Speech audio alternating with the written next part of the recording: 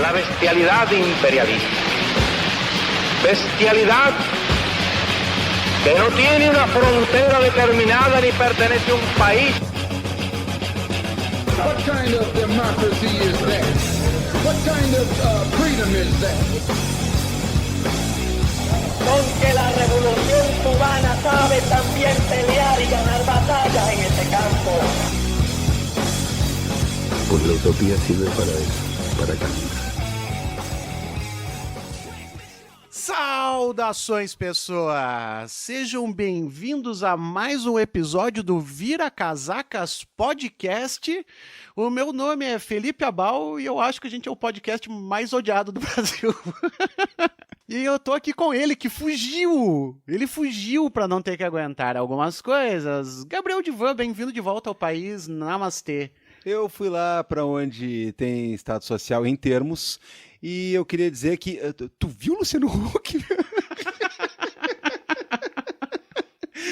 E é claro, né? Olha aqui, enquanto o Gabriel Divan ri, eu mando aqui meu abraço, estou dando um abraço pra ele. Carapanã, meu amigo, como é que o senhor está?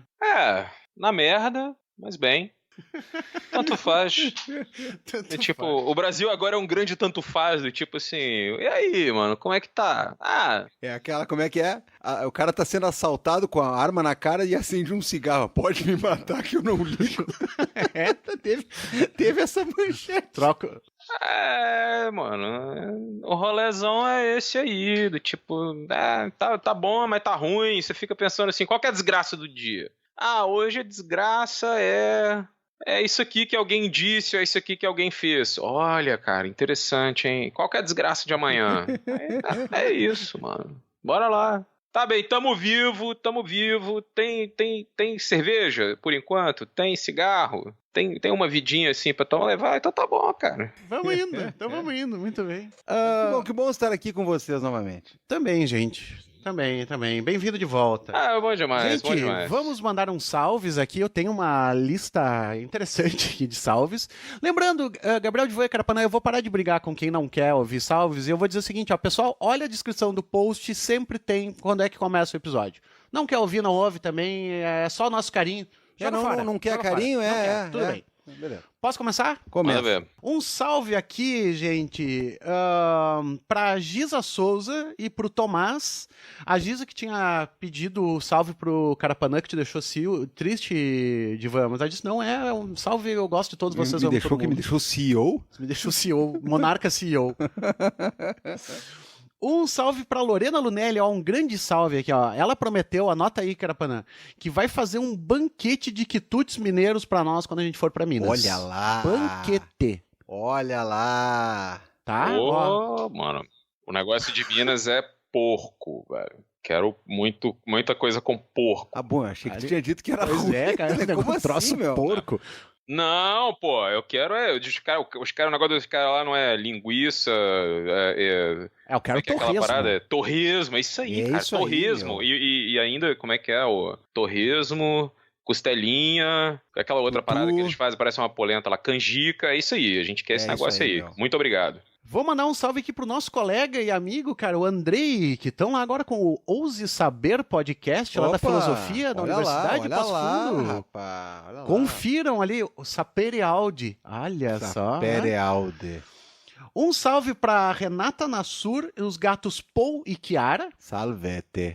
Um salve pra Laís, que foi visitar a sogra ouvindo Vira Casacas. Pô, cara, né? eu tinha Tu tinha anotado o salve mesmo? aqui, eu tinha anotado. Ela foi com o marido visitar a sogra ouvindo Vira Casaca. Cara, eu não sei o que falta, mas aconteceu de desgraça na vida. Que horror, mano. Não, estamos brincando. Tá bem acompanhada, vai visitar a sogra e tá ouvindo o Vira Casacas, né, meu? O Felipe disse que é o mais odiado, né? Não é o mais amado. É que são coisas muito próximas, né? Um abraço bacana. Amódio, é. Um salve pro Leandro, Gato Ozzy e a Gata Olívia.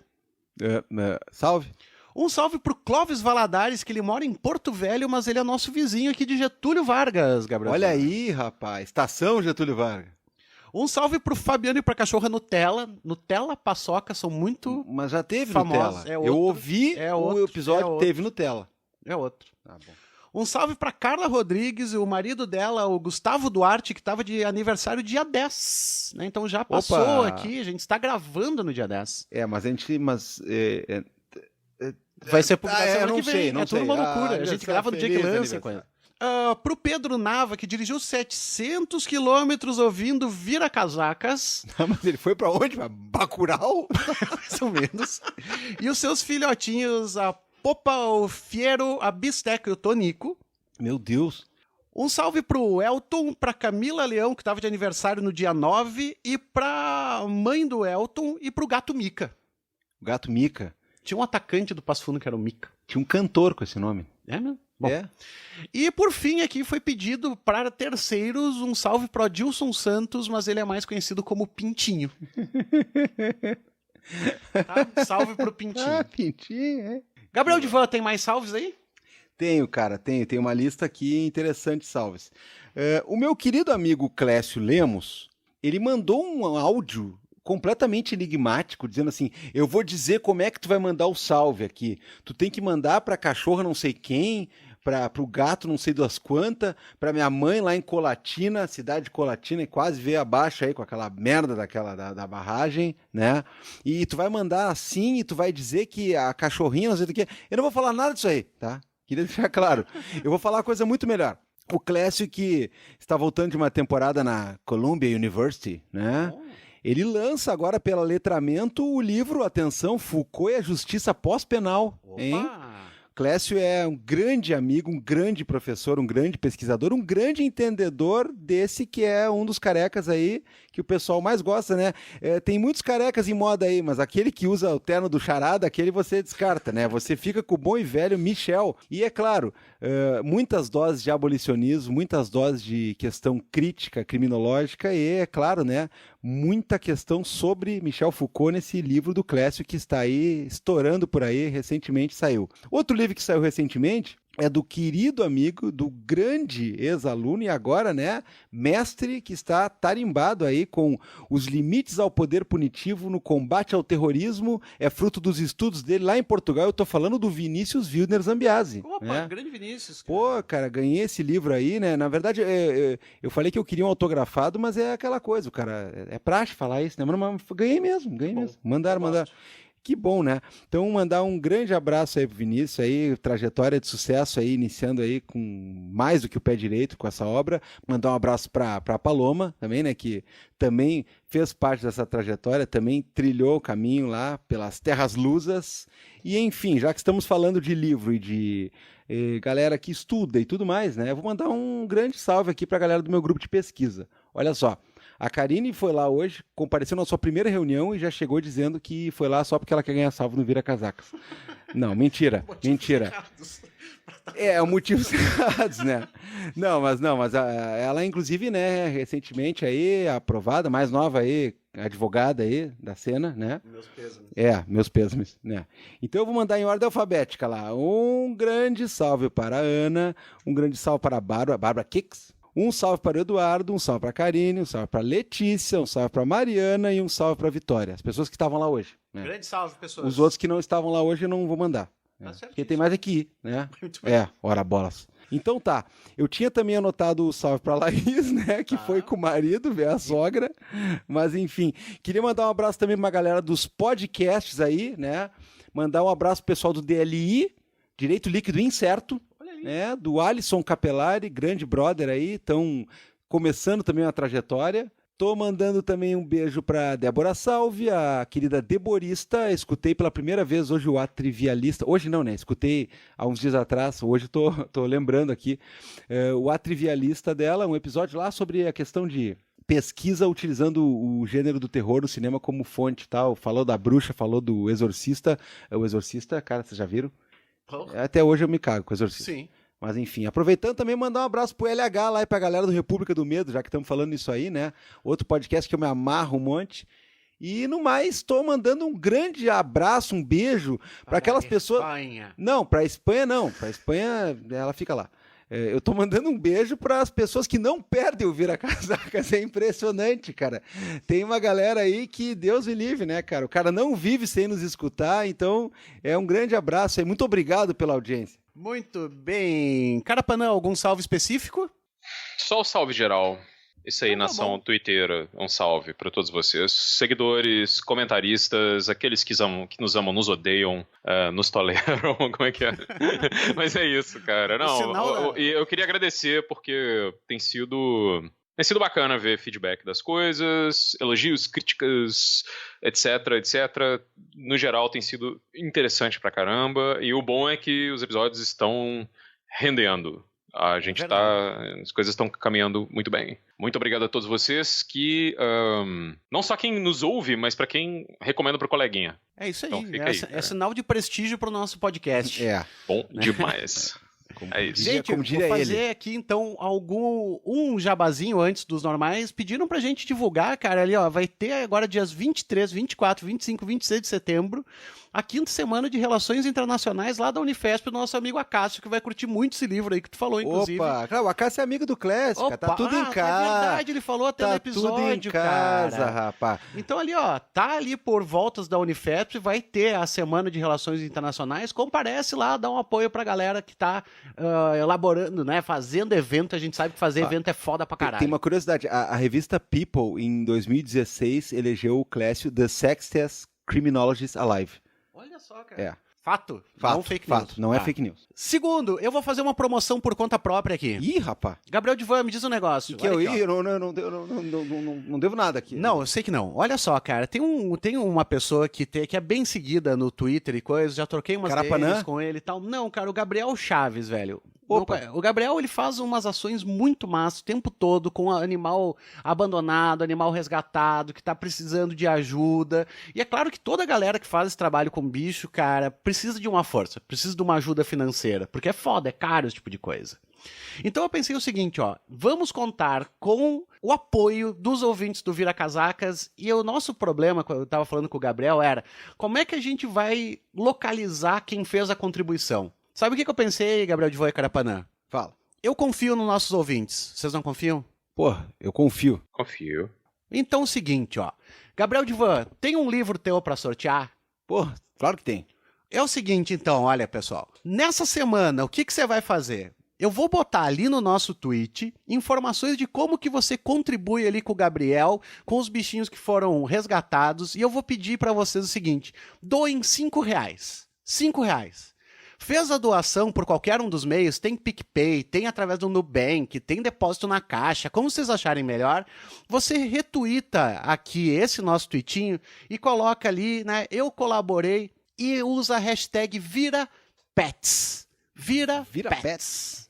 E você concorre, eu vou sortear daí na terça-feira da semana que vem, uma camiseta da Veste Esquerda, Opa!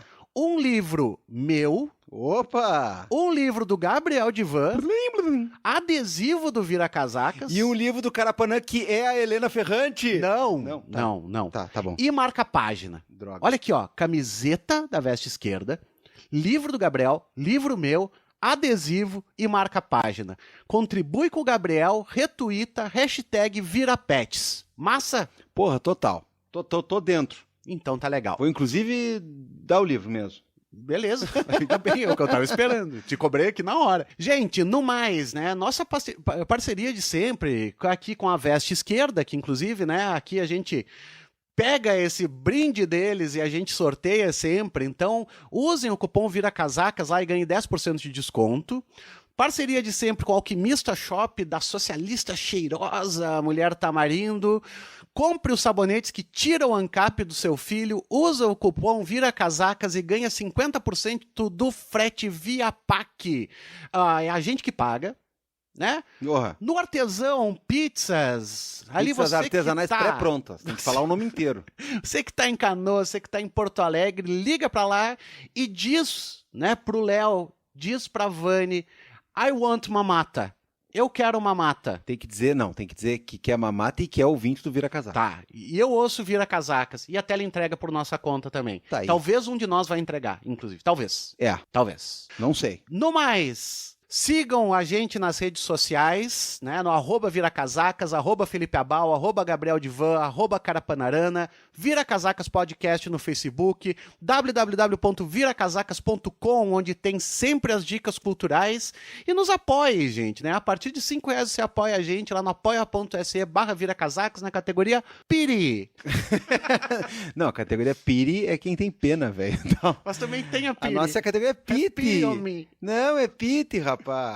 Mas é o seguinte, né, cara? R$5 já colabora um monte. Você colabora, sabe pra quê? Pra aquela pessoa que não tem R$5 continuar ouvindo de graça, de maneira universal e restrita. E, enfim, você prova que nos adora. Antes da gente ir embora. Nunca se sabe quanto será. Né? A partir de R$10 você entra na tradicional categoria Vira Casacas.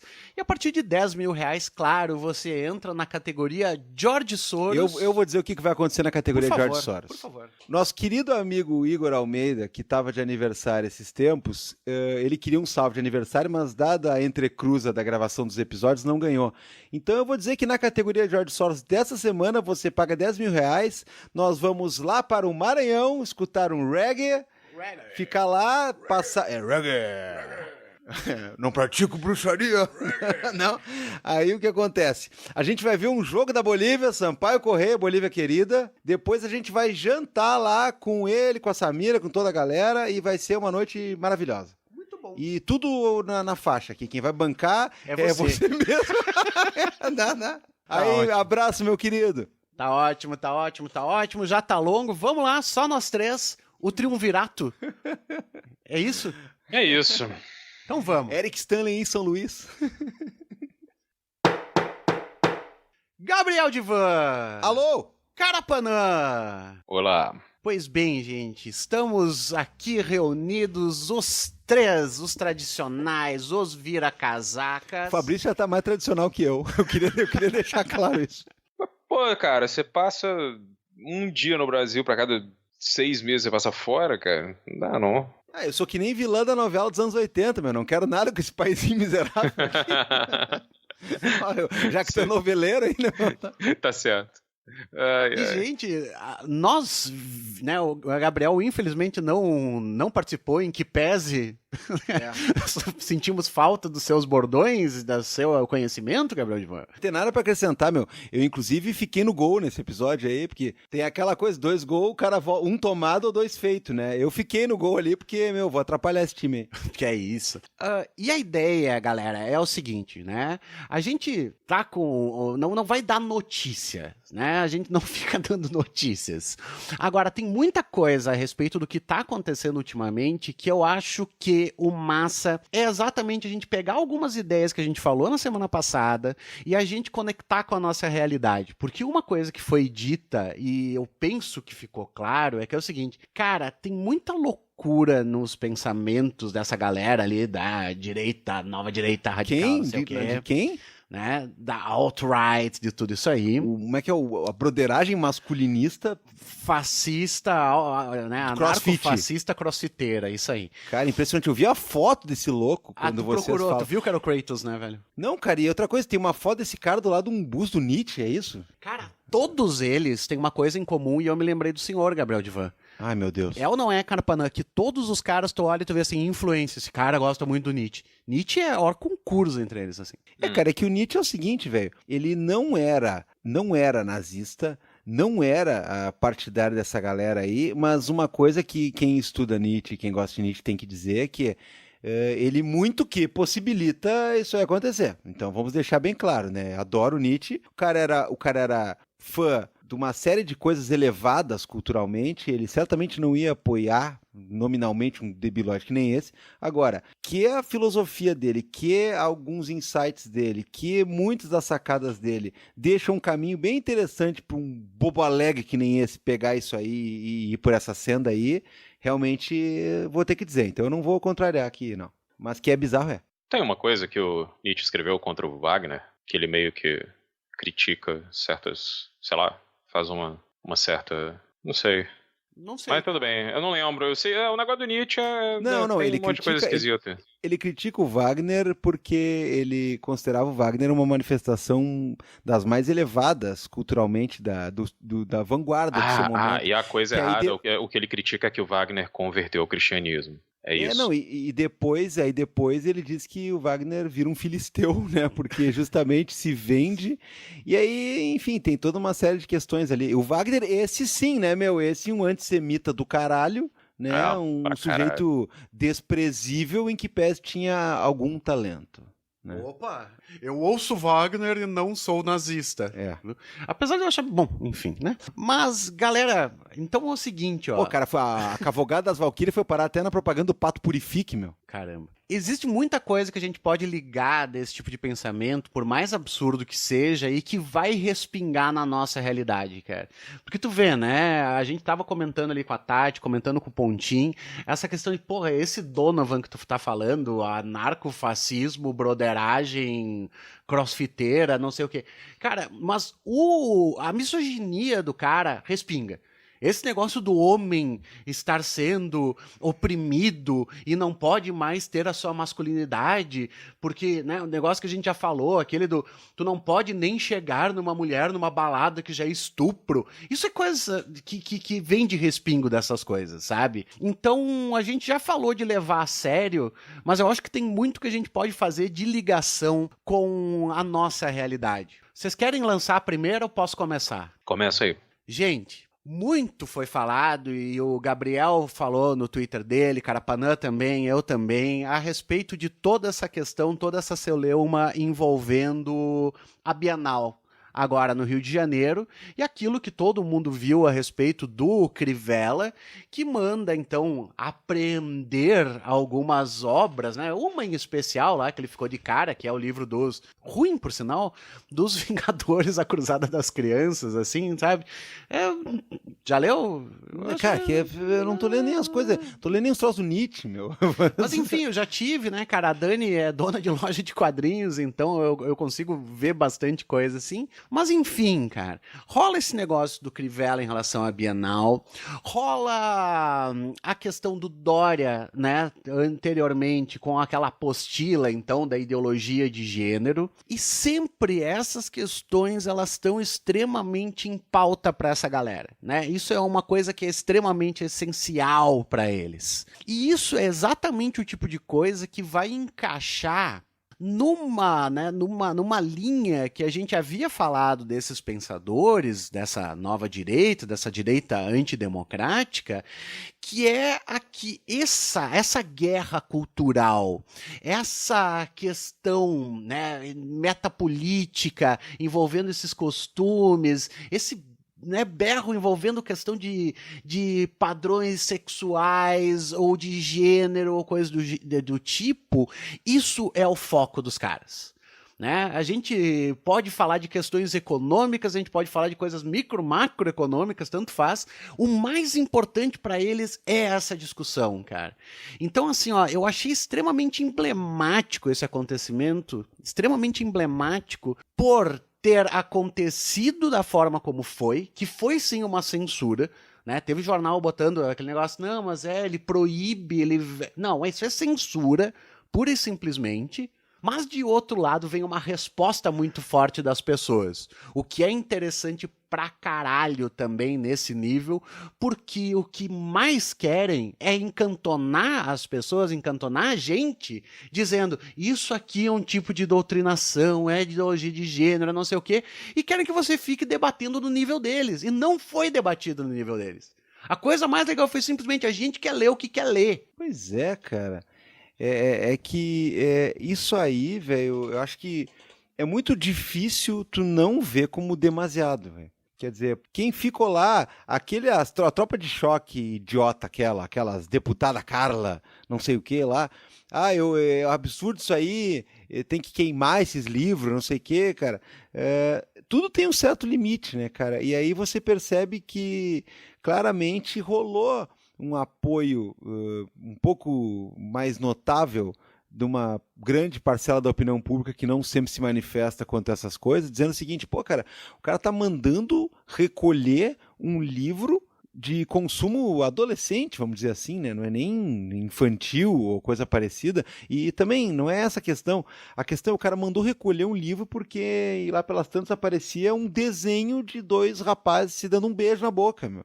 Isso aí é demasiado para qualquer um, cara. Assim, ó, o cara pode ver, por exemplo, aquele bando de artista que fazia propaganda para Sérgio Moro e Moro Bloco, não sei o que, deu 2 toques, os caras estavam lá protestando contra a censura, não sei o que. Claro, é uma hipocrisia do caralho, mas dá para ler de um outro jeito também. Dá para ler do seguinte sentido, cara, tem coisa que qualquer gato da esquina percebe, né? Gato paçoca, todos, Nutella, qualquer um percebe que, velho, não dá, cara.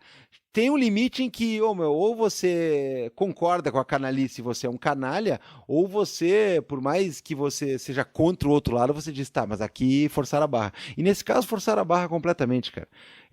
Isso aí é uma coisa, é mais uma daquelas coisas que eu costumo dizer, talvez a gente não vá ganhar, e é uma coisa que eu faço no meu dia a dia. Eu não fico malhando o governo Bolsonaro pela latente ou até patente homofobia praticada. Eu não fico malhando por coisas desse tipo, porque para esse tipo de gente aí que ainda engrossou esse tipo de discurso que levou o cara à presidência, isso aí é o que é a vantagem. Eles gostam disso aí. Então, eu falo de outras coisas muitas vezes. Eu mostro para os caras assim, pô, tu vê, né? Olha a economia do jeito que tá. Olha aí a questão do emprego. Não ia mudar, desde a Dilma caindo, não ia mudar a gasolina, só sobe essa porra e tudo mais. Porque se o cara falar assim, o cara é homofóbico, o cara sei que, não, ele ainda vende aquela imagem, ele é simplão, ele fala o que dá na telha, ele usa relógio Cássio do camelô. Então, assim, ó, mesmo para essa galera que fez um apoio, digamos assim, a partir de um antipetismo ou vamos tentar acabar com a corrupção, coisa e tal, dentro desse nicho tem um bando de gente que dá para abocanhar porque o cara consegue perceber que até isso é um pouco demasiado. Claro, ainda sobra um monte de gente que acha que o que vai acabar com a família e com o planeta, e assim como o que acabou com os dinossauros foi a viadagem no livro dos Vingadores, sei lá o que... Enfim, mas, cara, realmente, eu fiquei até feliz de perceber que muita gente se permitiu dizer que isso aí é uma censura e que isso é ridículo, que isso é coisa de lugar atrasado, isso é coisa de um governo que não tem respaldo. Então, houve um micro respiro a partir daí, é claro, é muito pouco, mas sim, teve reação, sim, teve gente se erguendo e dizendo, não, aqui não, my brother, né? E eu falo Bolsonaro, é claro, nós estamos falando do governo especificamente do Rio de Janeiro, mas a gente sabe que isso aí é uma toada, né? É uma toada, até porque o discurso do Crivella é muito mais voltado, até pela carreira dele, é muito mais voltado para essa questão religiosa, moral, evangélica e tudo mais. Mas não deixa de ser um discurso que está muito alinhado com a base, né, ou com uma grande base do governo bolsonarista.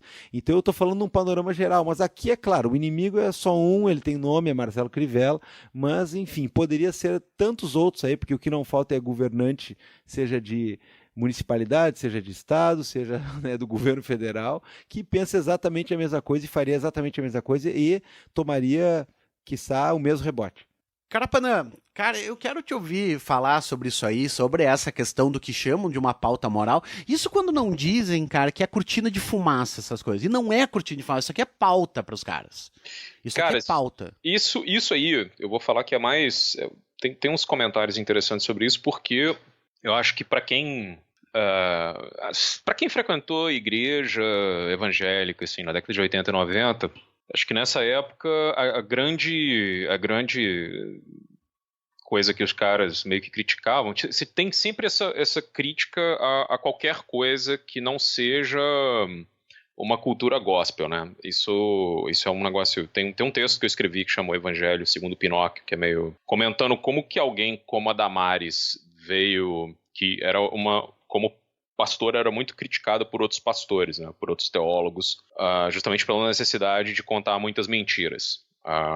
Então isso não sou eu quem está dizendo, são outros pastores que escreveram, gente de outras igrejas que escreveu sobre ela, e essas coisas meio absurdas que ela sempre coloca, né?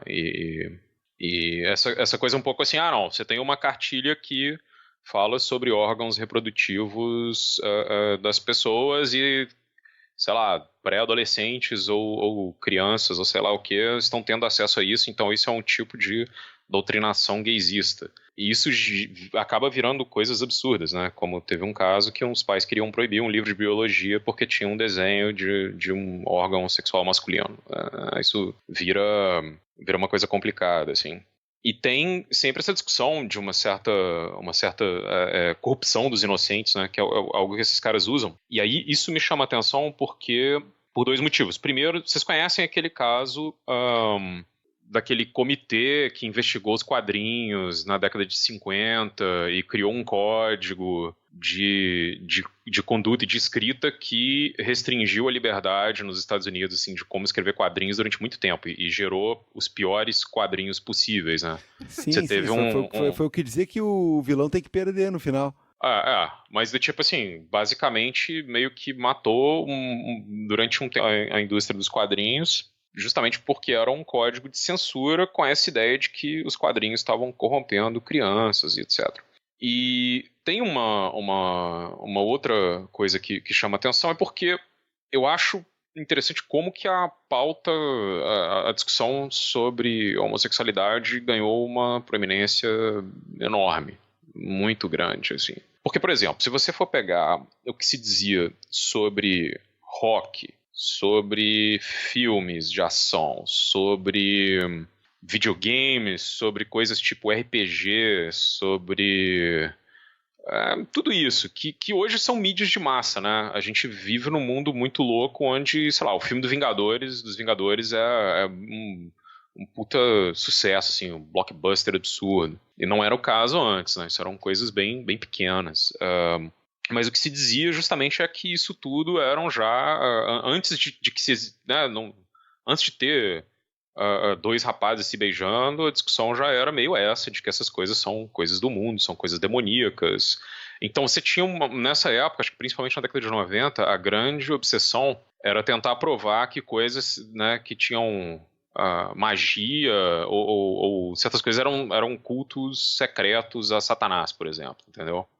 Então aí você tem um monte de coisas dizendo que Dungeons and Dragons era, né, o D&D aí, como a gente conhece, era, sei lá, uma tática para iniciar os jovens no satanismo, assim. Ou que, sei lá, o personagem igual o Wolverine tinha aquela coisinha lá, que são meio que umas orelhas ou qualquer coisa. Não, aquilo é o chifre do Satanás. Então, isso era super comum, assim. Você ia ver isso o tempo inteiro, assim. Seu filho, nós, Cavaleiros do Zodíaco, tudo bem. Vou pegar aí uma coisa que eu acho que chocou a família brasileira. Tinha sangue, tinha um cavaleiro... Só um pouquinho. Ele não passa um programa. Não. Né? Pois é. Eu não sou otaku. Tá vendo? Pois é, tá vendo? Aí vocês não iam perdoar. Mas tinha um herói que era meio andrógeno, né? Que era o Andrômeda. E tinha um episódio que era muito emblemático, que é o que... O Fênix diz que voltou da morte, e ele tava na Ilha do Diabo, e tem umas coisas do diabo, e tipo assim, cara, para os japoneses essas paradas são totalmente, sei lá, outra coisa no mundo, os caras não são cristãos. Então é meio como se a gente estivesse escrevendo sobre budismo, sabe? Tipo, fazendo alguma coisa, não tem nenhum valor, assim, não funciona desse jeito. Só que esse tipo de coisa, cara, você via pastor falando, olha, esse desenho aí da Rede Manchete é... um desenho para, sei lá, corromper seus filhos. Então, essas coisas, eles têm um pouco uma... Como tática política, e eu acho que tem que separar um pouco o que é uma certa questão, como é que eu vou tentar dizer, de valores religiosos, onde essas coisas podem caber, num certo sentido, de uma operacionalização política disso. Entende? Porque, por exemplo, a dimensão que isso cria... Quando esses caras vão para a política, ela é diferente. Então, a ampliação de certos comportamentos ou certas denúncias, ela tem um fim político e eleitoral, claro, né? A gente ali, o Crivella está sinalizando para 2020. Você quer um prefeito que põe moral no Rio? É esse que vai lá na Bienal recolher aí esse livro aí que está corrompendo as nossas criancinhas, né? Que é essa ideia do tipo... enfim... E tem dois problemas aí, assim. Por um lado, os caras eles vão começar a pensar que violência, sexualidade, essas coisas dentro dos quadrinhos, você vai dizer, não, tudo isso aí é um projeto de engenharia social, ou de sei lá o quê, como esses caras falam, uma guerra cultural, ou qualquer coisa do tipo, mas pega aí, quem que... Porque tem uma coisa que, sei lá, quadrinhos tipo X-Men, assim, na década de 90, cara, tipo, que às vezes você tinha umas histórias que eram violentas pra caramba, você tinha história do Justiceiro, cara, que tinha gente usando droga injetável, tá ligado? Tipo... Coisas que, sei lá, isso não tá em lugar nenhum, assim. Isso tudo foi esquecido, isso não interessa mais. Então os caras vão focar nisso porque isso é o que tá rendendo agora. E aí pra pegar 2 episódios, que um é aquele do Queer Museu, que foi totalmente, sei lá, esquizofrênico, né? Tipo, os caras pirando que aquilo é uma exposição que é feita para que as crianças vão ver, e aí tudo aquilo, não sei o quê. E o outro episódio que eu acho, aí eu vou dizer, aquele daquela performance do MASP, que eu acho bastante complicado, que, sei lá, os pais tenham consentido que a criança estivesse lá, acho que não deveriam, ou não deveria poder, eu acho que esse é um tipo de coisa que não, sei lá, um pouco esquisito, assim, mas que de maneira nenhuma aquilo era voltado para um público infantil, que sei lá, tipo, mas entra um pouco como se fosse uma coisa onde isso se reconecta com essa mesma pauta dos caras, que é um pouco, de um lado, eu acho que talvez quem é evangélico hoje pense assim, não, se eu quiser manter meu filho seguro, para que ele não tenha nenhum risco de ser exposto a essas coisas que eu não quero, né? Eu devo evitar esses espaços. Ou seja, eu devo evitar feiras de livros, eu devo evitar museus. Pensa nisso, olha que loucura. Por causa de coisas que estão em total outro... Tipo, bueno, você vai levar seu filho numa coisa chamada Queer Museu, que é sobre homossexualidade. Tipo, você vai levar, mas eu, tipo... Se você não quiser levar, você não leva, sacou? Não leva. Isso é totalmente arbitrário, assim. Agora, entra um componente aí que é meio de tudo isso fazer parte de uma mesma narrativa, né? Que é sempre essa. Então esses caras eles vão começar, olha, tudo isso é uma coisa, é um esforço deliberado para corromper as criancinhas, e etc, etc. Que é uma coisa, na verdade, que, tipo, não se falava isso em relação à homossexualidade antes, porque eu acho que era pouco representado, né? Você tinha pouco essa discussão de como os homossexuais deveriam ter direito à cidadania, representatividade, essas coisas do tipo. Mas se falou isso sobre um monte de coisas o tempo todo, né? Se colocava toda essa mídia que a gente vê assim, de consumo de massa como sendo justamente sei lá, parte de alguma coisa ruim. Agora, aí eu fiquei pensando, cara, numa coisa assim...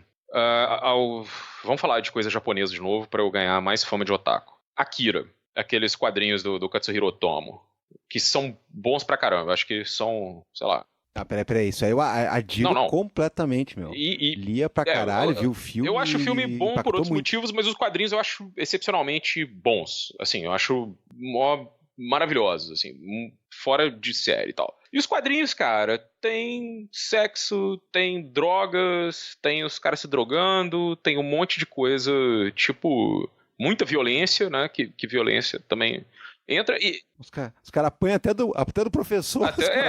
E aí do tipo, mas ainda tem aquela coisa, né? Que começa com aquela história de uma gangue de motoqueiros e depois vira uma coisa meio pós-apocalíptica no quadrinho, e aí tem todo um lance, assim, é bem punk mesmo. Acho que... E, cara, eu li aquilo, sei lá, mano, eu tinha, tipo, 12 anos, nem sei, tava pensando nisso. E aí era engraçado, porque muito palavrão também, né, muitas coisas pra filhos, assim, de pais muito conservadores, já era um negócio bem rebelde.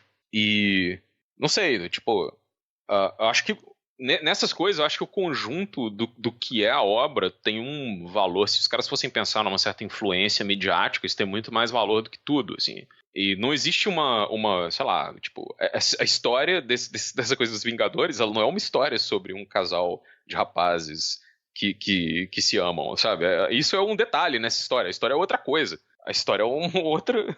Tem uma outra ideia, uma coisa totalmente diferente. Não é um livro pra crianças, porque tem crianças no título aí, não, galera. Do tipo, pelo amor de Deus, sabe?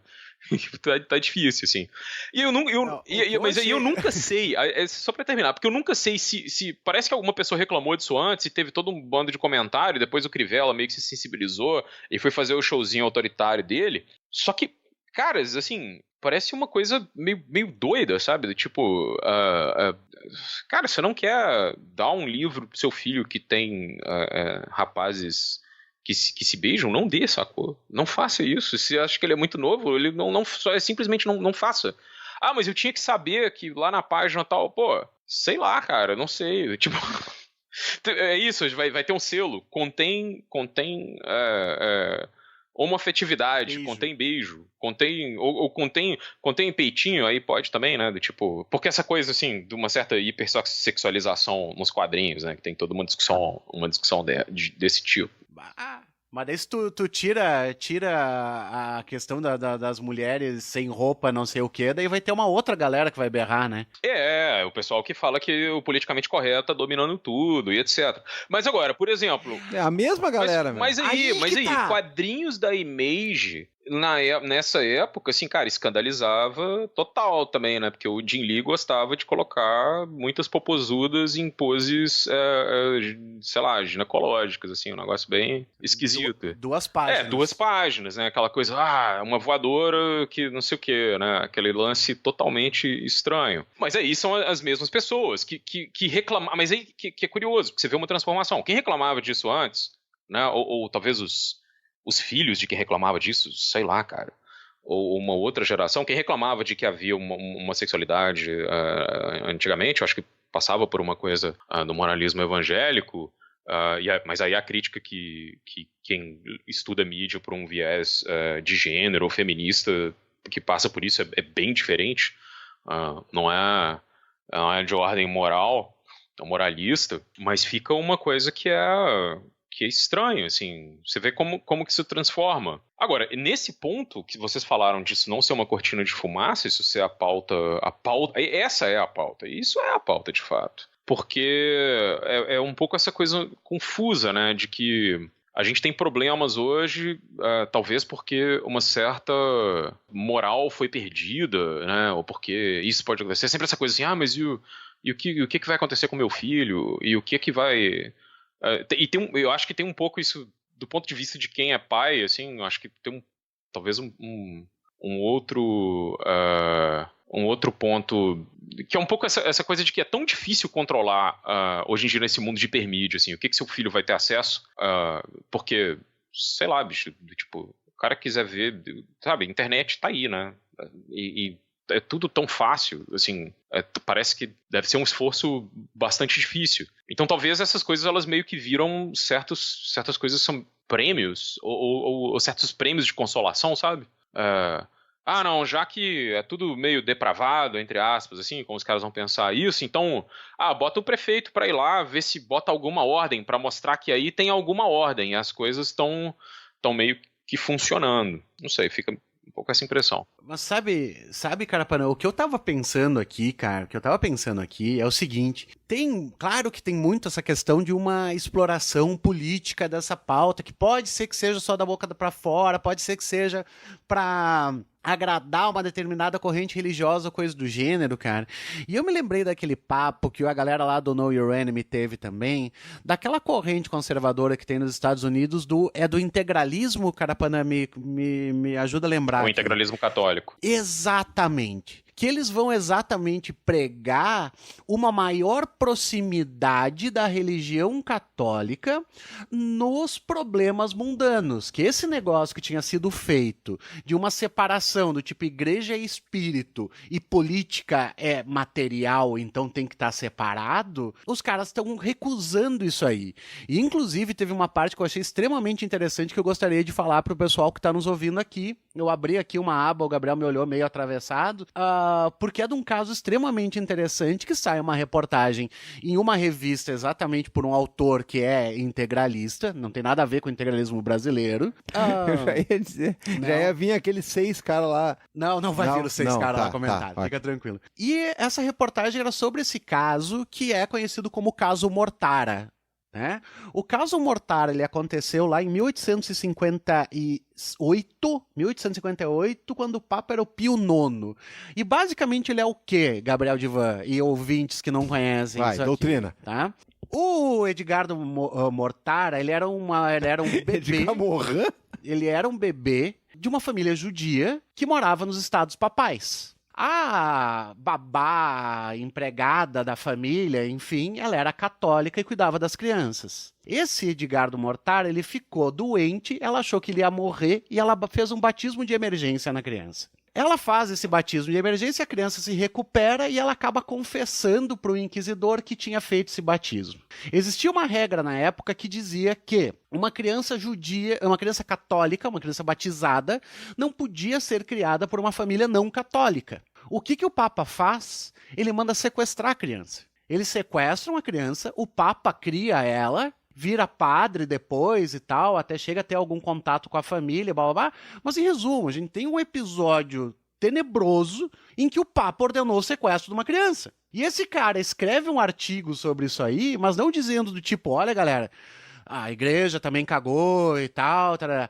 Não, ele dá aquele toquezinho do tipo, bons tempos em que a igreja fazia coisas. Não é que nem esse papacuzão ali que fica dando letrinha e se preocupando com coisa interna. A gente tinha que estar atuando mais no mundo de verdade. E daí é que me assusta, Carapanã, de pensar que isso pode ter uma ponta, e eu sei muito bem que não é, né, as vertentes religiosas não são as mesmas, mas que tem um dedo dessa questão do vamos deixar esse mundo material é nosso também. Não, mas, cara, assim, ó, mas é óbvio que isso aí tem reflexo, porque se um cara como esse está propondo uma integração maior da igreja no mundo político mundano, eu diria que isso aqui já acontece há muito mais tempo no Brasil de uma maneira ainda menos refinada ou ainda mais tosca, que é justamente esse tipo de casamento.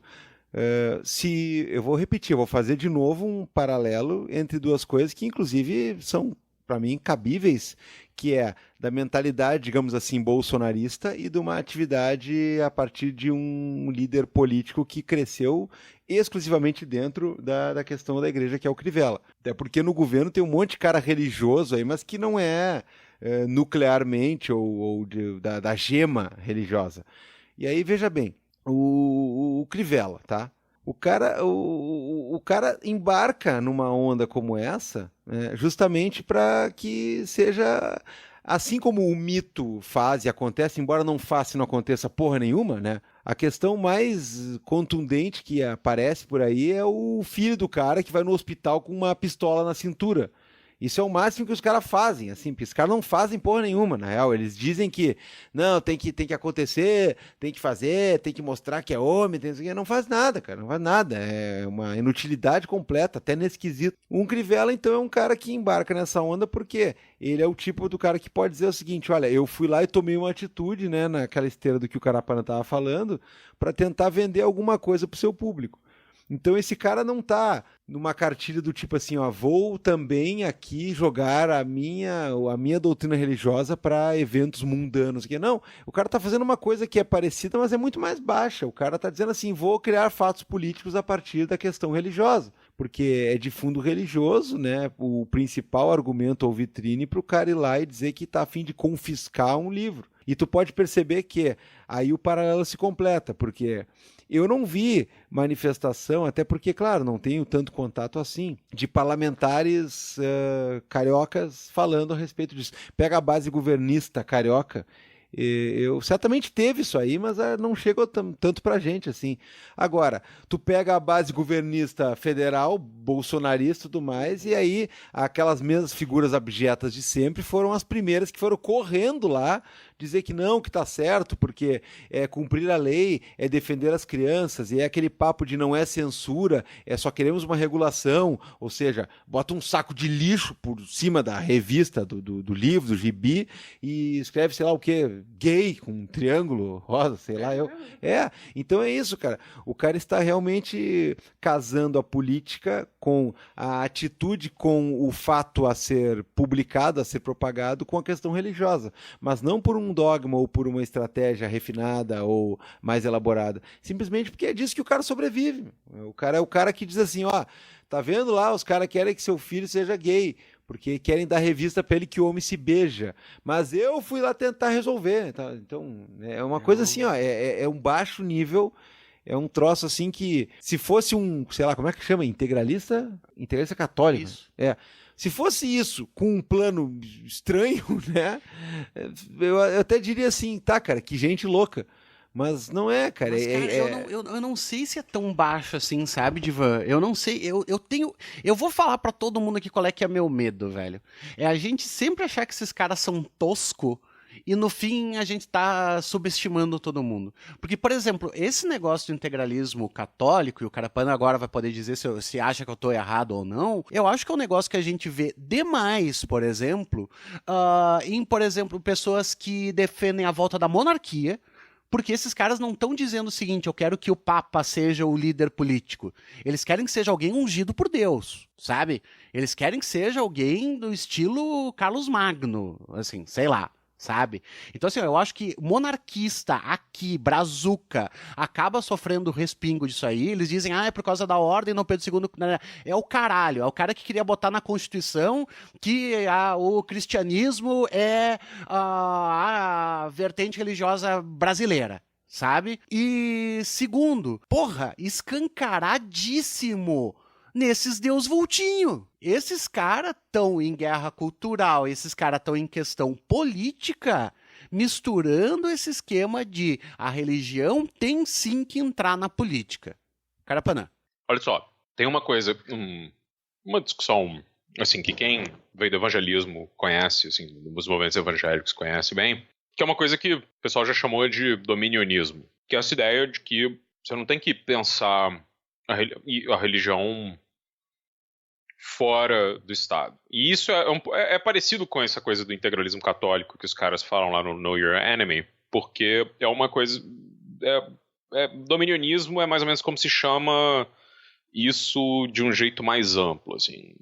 Isso existe para os pentecostais, isso existe para um monte de gente que é influente na política, né, vários evangélicos, assim. Então, uma das coisas, e esses caras eles vão construindo estratégias, esse negócio que o pessoal sempre fica achando, esse lance de ficar, os caras são burros, os caras são toscos, isso é uma bobagem. Isso é subestimar demais, porque não tem nada a ver, isso tudo são estratégias muito bem feitas. Tem uma thread antiga que eu compartilhei, que era sobre como os evangélicos se tornaram pessoas que achavam que o aborto era pecado, né? Porque isso sempre foi uma agenda dos católicos nos Estados Unidos. Os evangélicos não achavam isso, né? Os protestantes não achavam isso, e nem os evangélicos. Essa é uma coisa que eu vou colocar, porque você tem nos Estados Unidos dois tipos de protestantes, os evangélicos e os mainline, né? Que aí entra calvinistas, episcopalians, presbiterianos, batistas mais tradicionais, essa galera que descende dos puritanos, tudo isso é o que eles chamam de mainline.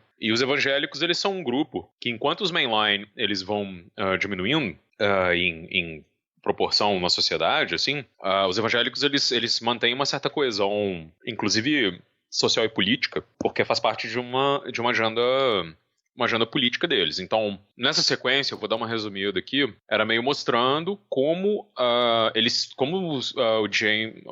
James Falwell, que eu acho que era o cara do Liberty University, ele tinha percebido que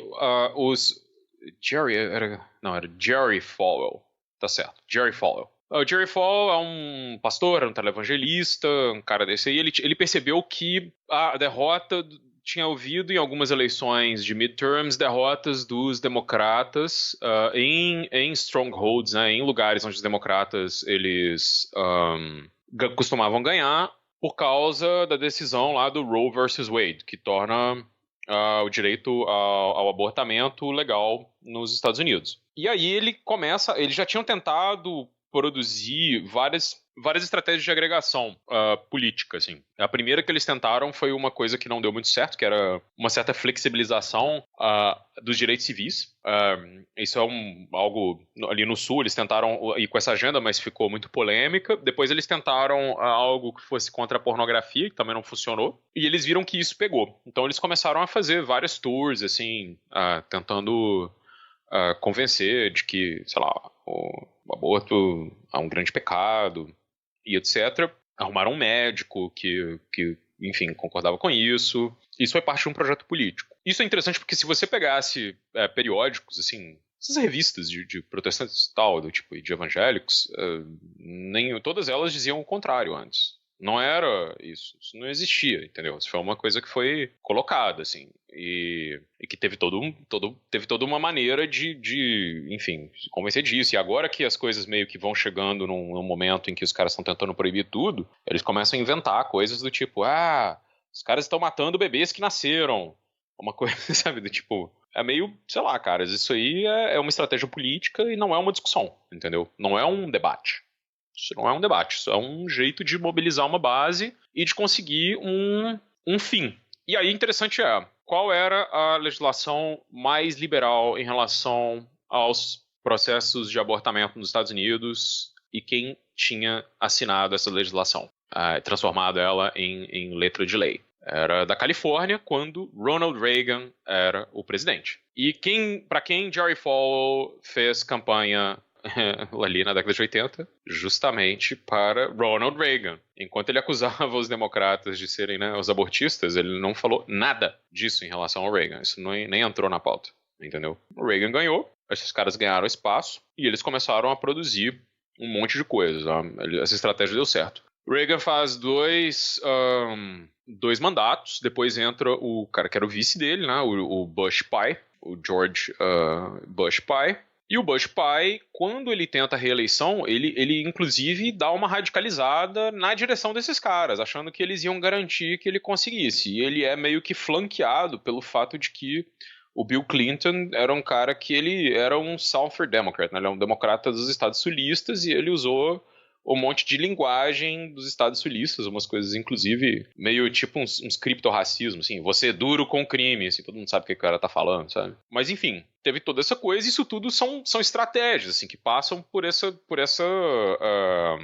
enfim, esses caras, eles acham que é o seguinte, gente, os cristãos, eles têm que, meio que, dominar a política e você tem que ter o reino de Deus na Terra, assim, isso é uma fato. Quem tem que governar é quem é escolhido por Deus. E isso, como estratégia, como é que eu vou tentar colocar? É uma estratégia que eu acho que ela deu tão certo lá, e como a gente importa tudo de ruim nos Estados Unidos, a gente quase nunca importa alguma coisa boa, isso veio pra cá. Então, vocês lembram daquele vídeo de um pastor dizendo que os cristãos não poderiam criticar o Bolsonaro porque ele foi escolhido por Deus? Era um pastor de alguma colônia francesa, ou um francês de origem... eu não consigo lembrar se era alguma coisa da Guiné ou do Senegal, e ele estava falando numa rede de televisão brasileira dizendo isso, não pode, porque eu tive uma visão e esse cara é o cara escolhido, ele é um homem escolhido por Deus e todo mundo tá proibido de criticá-lo. Vocês lembram disso? Sim, cara, isso aí foi super foda. Eu acho que era de alguma colônia francesa mesmo na África, né? Então, isso aí, cara, é total dominionismo, assim, porque... E aí que é engraçado, porque muito dessas coisas que a gente fica analisando, eu acho que quando os caras vão falar sobre isso no Know Your Enemy, né, como tem um deles que foi conservador e então conhece meio como funcionam as várias vertentes e como elas se comunicam, tem um pouco eles têm um pouco um entendimento melhor disso. Mas assim, isso comunica bastante bem com o paleoconservadorismo lá do Pat Buchanan, com certos aspectos aí, como vocês falaram, meio da alt-right, assim, dessa nova direita, os Deus Vutinho e umas coisas do tipo. Agora, existe um pouco uma coisa que sempre aconteceu, assim, pra quem é do meio evangélico, você sempre tem uma distinção entre o reino de Deus e o mundo, né? E o mundo, essas coisas assim, que os caras sempre falam, não, isso aqui é do mundo. O mundo é pecado, né? O mundo é pecado porque, sei lá, o pecado original é o pecado da humanidade toda e Jesus morreu para que a gente pudesse ter redenção, né? Essa é a ideia. Então, uma coisa que é muito fácil, assim, de produzir politicamente é você tentar dar para isso uma dimensão da política, de fato, onde você vai pegar essas coisas que você estuda numa escola bíblica e você vai projetar isso dentro do voto, entendeu? E eu acho que você sempre teve esse pessoal, sei lá, Emael, democrata cristão, ou um monte de gente que concorria. Já tinha, eu acho que algum partido bastante cristão, assim. Na primeira eleição, acho que o Afif era o candidato, eu esqueci qual era o partido dele. Mas tudo isso, acho que isso foi meio que evoluindo. Não, o Afif era do PL. Eu não lembro se foi ele como como candidato, que foi alguém que fez bastante discurso, enfim, meio teológico, assim, não sei, ou meio uma coisa assim, o Brasil tem que ser liberal e tem que ser uma nação... Eu tenho que rever as propagandas das eleições de 1989. Mas eu acho que esse papo, assim, do jeito que a gente colocou e vai para essa questão das religiões, a gente podia, inclusive, tem uns convidados bacanas aí numa lista pra gente abordar isso com mais propriedade, que eu acho que tem gente que passou mais tempo em outras igrejas, e eu acho que vai conseguir falar sobre isso melhor. Mas eu tenho uma impressão de que essa fusão do teleevangelismo e do evangelismo brasileiro com uma coisa política começa ali na década de 80, e tem um lance que é curioso, né? Porque eu acho que um dos padrinhos políticos do Garotinho, vou falar isso, e se tiver errado, me corrijam, mas foi o Leonel Brizola, né?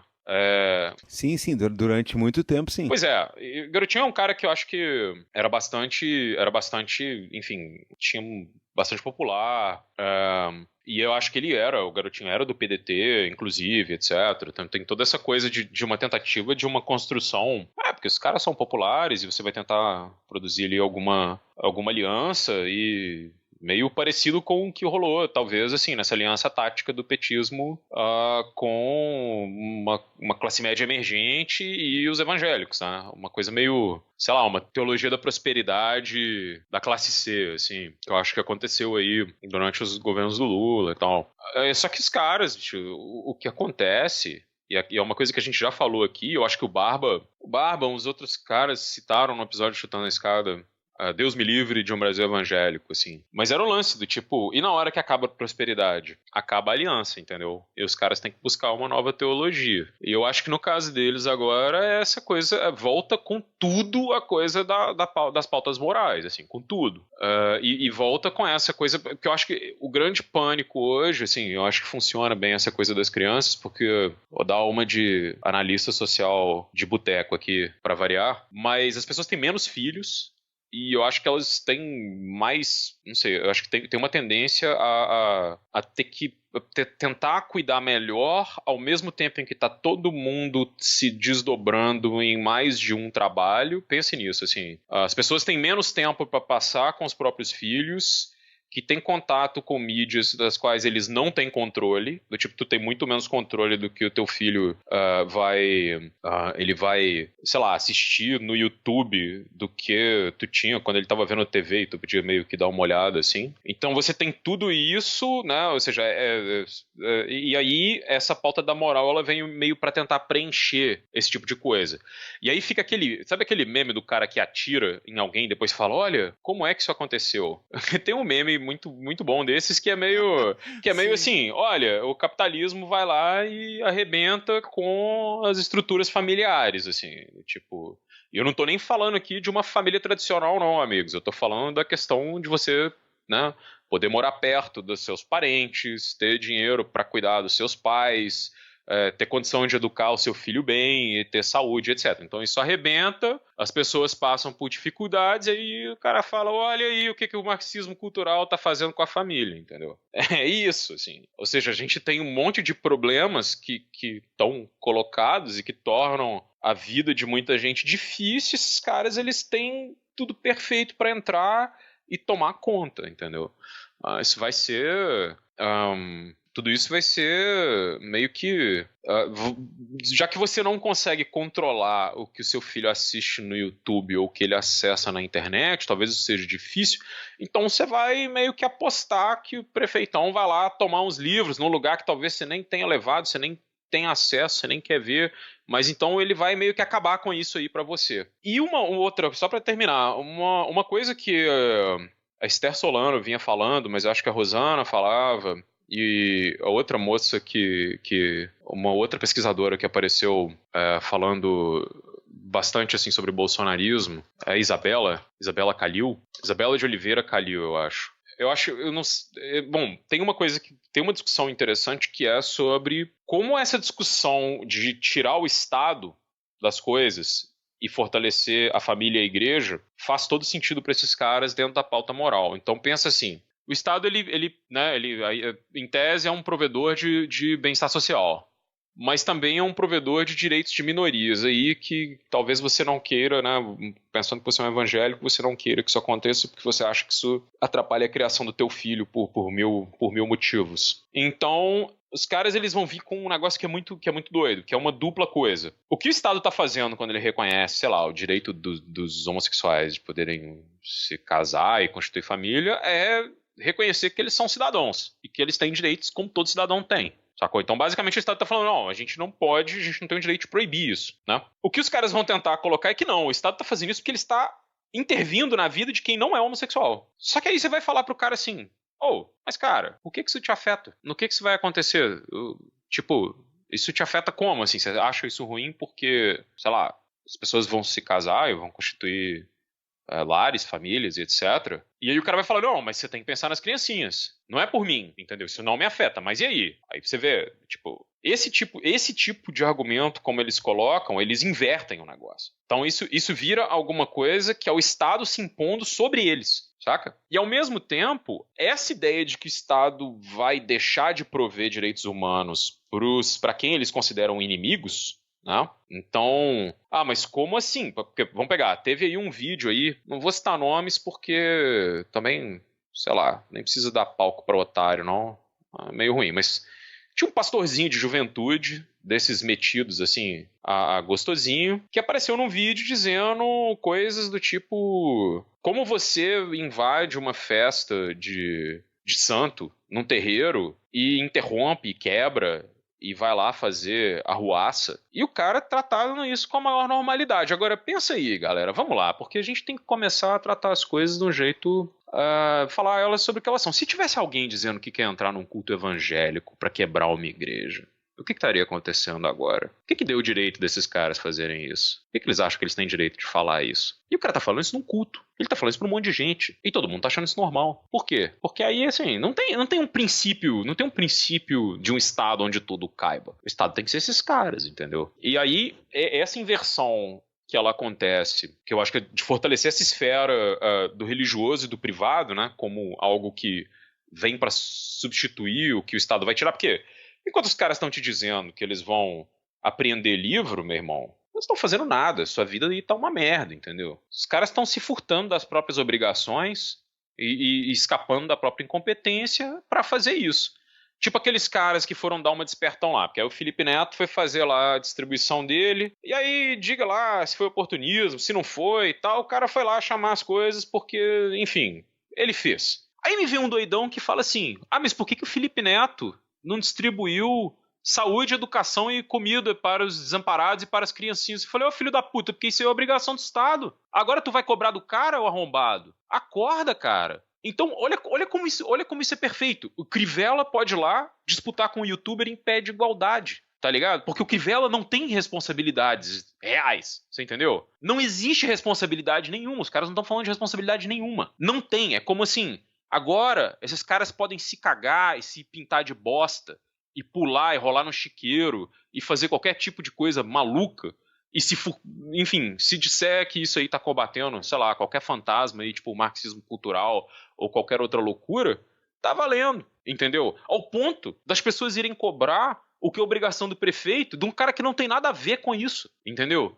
Mas por que ele não fez não sei o quê? Aí tudo bem, aí então o cara vai lá responder, não, porque eu tem um programa não sei o quê, eu fiz coisa, eu recolhi agasalho e você fez o quê? Aí os caras também não fizeram porra nenhuma.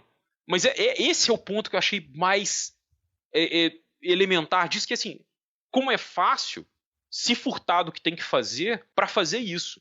E esse tipo de coisa, você lembra que às vezes quando a galera falava assim, porra, mas essa galera dessa esquerda do lacre aí, que só fica falando de gay e tá lá, você é um parlamentar, como os caras criticavam o Jean Willis. Você foi lá pra ficar falando coisa de gay lá no Congresso. Você não faz nada. Agora vocês estão autorizando os políticos conservadores a fazerem o quê, cara? Essa galera dessa direita a fazer o quê? A simplesmente engajar nisso e cagar pro resto, cara. Perfeito, Carapana, perfeito. Antes de passar, manda. Só pra dizer que o pastor é congolês e que sim, se chama Isabela Calil, a escritora ali, a pesquisadora que tu estava falando, Carapana. Desculpa, Divan. Não, só queria dizer assim aqui, quando eu falo que é baixo, por exemplo, a estratégia do Crivella, É lógico, né?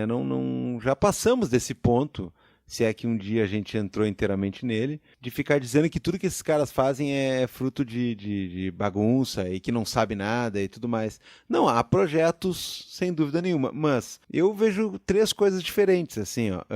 O Crivella, e eu vou botar ele num pacote com esses outros pastores televisivos aí, ou caras que surgiram a partir das igrejas e que entraram na política ou que se tornaram influências políticas, eles têm uma postura. Os políticos, aqueles que se dizem evangélicos, tipo assim, Eduardo Cunha, esse cara era, para todos os efeitos, era da bancada evangélica e tudo mais, né? Eu já vejo uma outra coisa, né? Porque esse cara ele é evangélico durante uns 22 minutos que o convém e pronto, né? Agora, se a gente for comparar com esses integralistas aí dessa leva, aí sim eu colocaria a rapaziadinha Deus Vult no pacote, porque esses parecem ser os anunciadores de uma estratégia assumida nesse ponto, né? Então, quando eu falo aquela questão do Crivella, eu falo justamente porque não me parece que é exatamente a mesma coisa. Em que pé, droga? Eu tentei mudar no meio. Não ia ter falar hoje. Eu tentei mudar no meio. Então, bota no bingo. Tá, mas aí que tá. Já rolou um que não, o bingo já é 22, cara. A Fife, 2 patinhos na lagoa. Ô meu, o cara, o Afif, na época da eleição, ele trouxe pra TV, pro programa dele, uma vidente dizendo que as iniciais dele eram as iniciais da pessoa que ia botar o Brasil nos eixos, cara. Eu só queria dizer uma coisa pra vocês, GAD. Guilherme Afif Domingos. Mas olha só. Mas olha só. Então o que eu digo assim, ó. Não quero parecer o ingênuo que acha assim, esses caras não têm estratégia. Não, o Crivella, o que ele mais tem é estratégia. Mas a comparação que eu faço desse tipo de movimento aí, orquestrado muito através, né, dos últimos anos e internet e arregimentando gente assim, eu realmente faço com esse pessoal os jovens templários novos, e aí me parece que sim. Ali o discurso é o mesmo. Agora, claro, política dentro da religião, ou religião dentro da política, e fazer uso das máquinas das religiões, principalmente, né, dos neopentecostais, para ter influxo político, isso aí, olha, isso aí é velho demais até, né? Não, é verdade, cara, é verdade sim.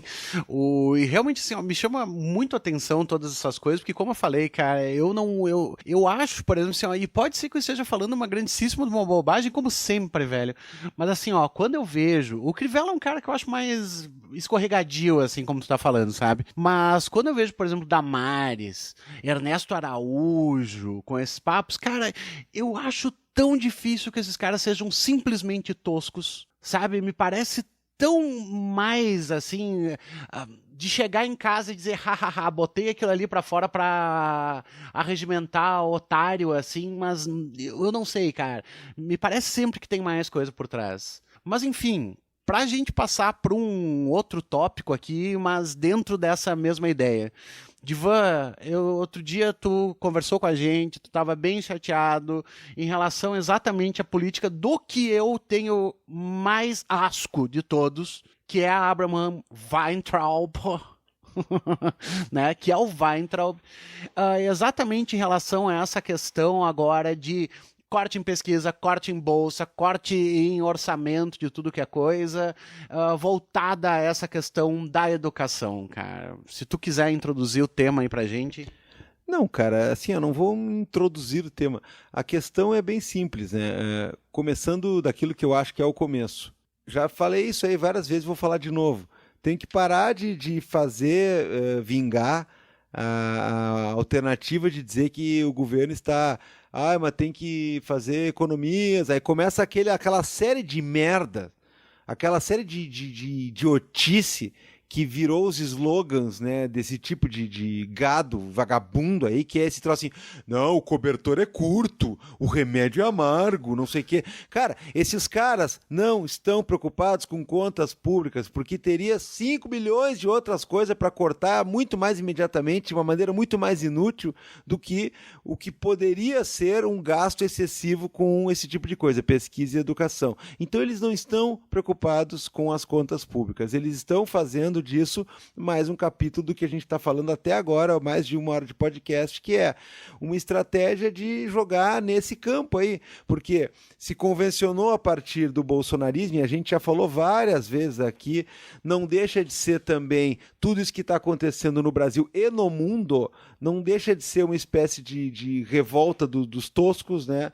De revolta dos desacreditados nesse sentido, do cara que era humilhado ou se sentia a partir da lógica de que não tinha como discutir certas coisas, e aí ele não aprendeu a discutir nada, ele inventou a sua própria discussão, ele inventou os seus próprios parâmetros, o que for contrário é fake news, o que for contrário não é verdade, e aí chega nesse ponto em que a ciência está tão demonizada por esse tipo de ideologia que os caras estão questionando tudo. Quer dizer, se um cientista não parte de outro princípio senão de que a Terra é redonda, então o mote dos caras é dizer que talvez não seja redonda.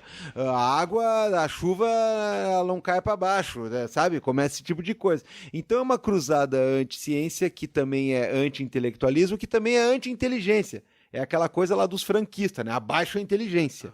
Então, vê bem, quando o cara me diz assim, tem que cortar esse negócio das bolsas. Cara, bem simples, bem simples. Se tivesse preocupado com contas públicas, você teria um plano, porque não pode ser uma ideia saudável e nem uma ideia de uma governança minimamente plausível, você cortar as coisas. É que nem no maioria dos estados aí que tem corta salário de pessoas, quer dizer... A ideia é economizar, então eu corto o salário. Cara, não dá, você tem que criar um plano para daqui a alguns anos para contingenciar a coisa. Isso é uma coisa séria. Bolar uma reforma da Previdência não no calor de uma hora, mas uma reforma para não sei quantos anos para isso aí ser maturado, ser discutido, quiçá até nem ser aprovado, enfim. Esse é o tipo de coisa. Então, quando o cara anuncia um corte de uma noite pro dia, ele passa um recado bem claro. O recado é o seguinte, essa ciência aí, esses livros aí, esses papos de vocês aí, é tudo coisa do marxismo cultural, dos Vingadores se beijando, isso aí é tudo uma farra que vai acabar e tudo mais. Bom, esse é o primeiro ponto. Então é o seguinte, corte nesse mote, nesse sentido que os caras anunciaram, nesse sentido que eles estão promovendo, isso aí não é planejamento, isso aí não é nada. Isso aí é birra, é inveja, é um bando de estúpidos que passam o dia inteiro inventando currículo na internet, né?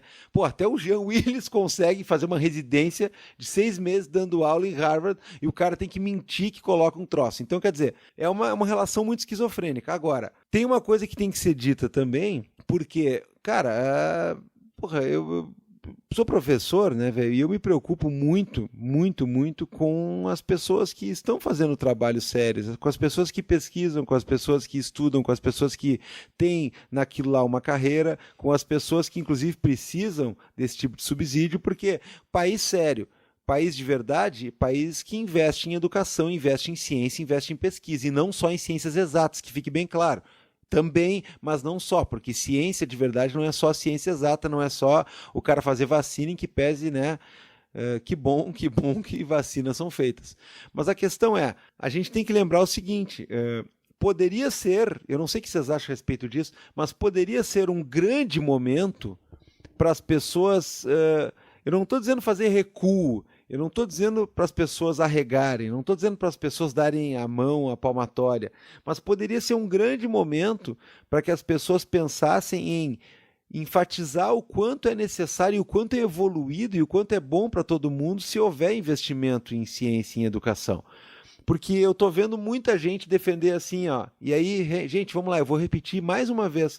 Eu sou um dos caras mais preocupados com o mundo, que as pessoas realizem seus sonhos e principalmente, né, na área que eu escolhi para ser a principal área de trabalho e de dedicação da minha vida. Eu quero que as pessoas tenham um grande desenvolvimento, eu quero que as pessoas sejam felizes e que elas possam produzir para fazer isso aí render de alguma maneira para todo mundo. Agora, eu estou vendo muita gente dizendo assim, como é que fica agora o meu sonho de fazer um doutorado, não sei do que. Cara, não é esse exatamente o argumento, cara. E esse é o argumento que, de certa maneira, ele dá pano pra manga pro cara dizer assim, viu, não estamos aí pra sustentar vagabundo, pra sustentar cara aí, vai trabalhar, não sei o quê.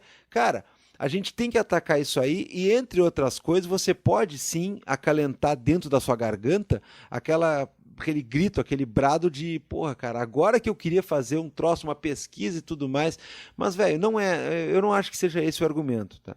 Eu não acho que seja esse o argumento. Assim como, eu vou dizer uma coisa que também é desagradável, não é todo mundo que efetivamente tem uma pesquisa que mereça ser contemplada com esse tipo de coisa. Eu não vou dizer, não vou cair na asneira e na abobrinha de que falta dinheiro. Porque, cara, não falta dinheiro, vamos ser bem sinceros aqui. Tem muito gasto com muita coisa que poderia ser enxugado no ato e isso aí não é coisa que é do tipo que poderia. Agora, o argumento que é um tanto individualista do assim, ó, eu queria fazer no que vem uma pesquisa, como é que eu fico? Cara, não é um argumento válido. Assim como essa coisa do, porra, mas e a bolsa? Cara, vamos combinar, meu. É óbvio que em algum momento alguém ia passar um pente fino nesse tipo de coisa, bem ou mal intencionado, nesse caso mal intencionado, e ia dar uma reduzida drástica. A gente sabe que isso ia acontecer, cara. Quem achou que isso nunca ia acontecer e que ia ser uma ilha da fantasia e que você ia ficar ganhando dinheiro para ir passear na Europa a troco de, eu fui fazer um sanduíche lá e aí fiquei 6 meses viajando lá e conheci a Groenlândia, não sei o quê. Cara, você achou que isso aí nunca ia acontecer, que ninguém nunca ia dar essa cortada? É maluquice, cara. Agora, a gente tem que estar num momento que temos que criticar esse tipo de coisa, temos que falar o que tem que ser dito, temos que bater de frente, tem que protestar, tem que tomar medidas, tem que se unir, né? Quem está a favor de uma ciência e uma educação com financiamento e com investimento, porque investimento não é gasto, cara, é justamente investimento. Quem está a favor de tudo isso tem que se unir. Agora, vamos analisar bem quais são os argumentos, porque essa ideia de que houve um momento em que todo mundo tinha bolsa e estava tudo bem e não sei o que, cara, isso aí é meio furado, velho. É meio furado.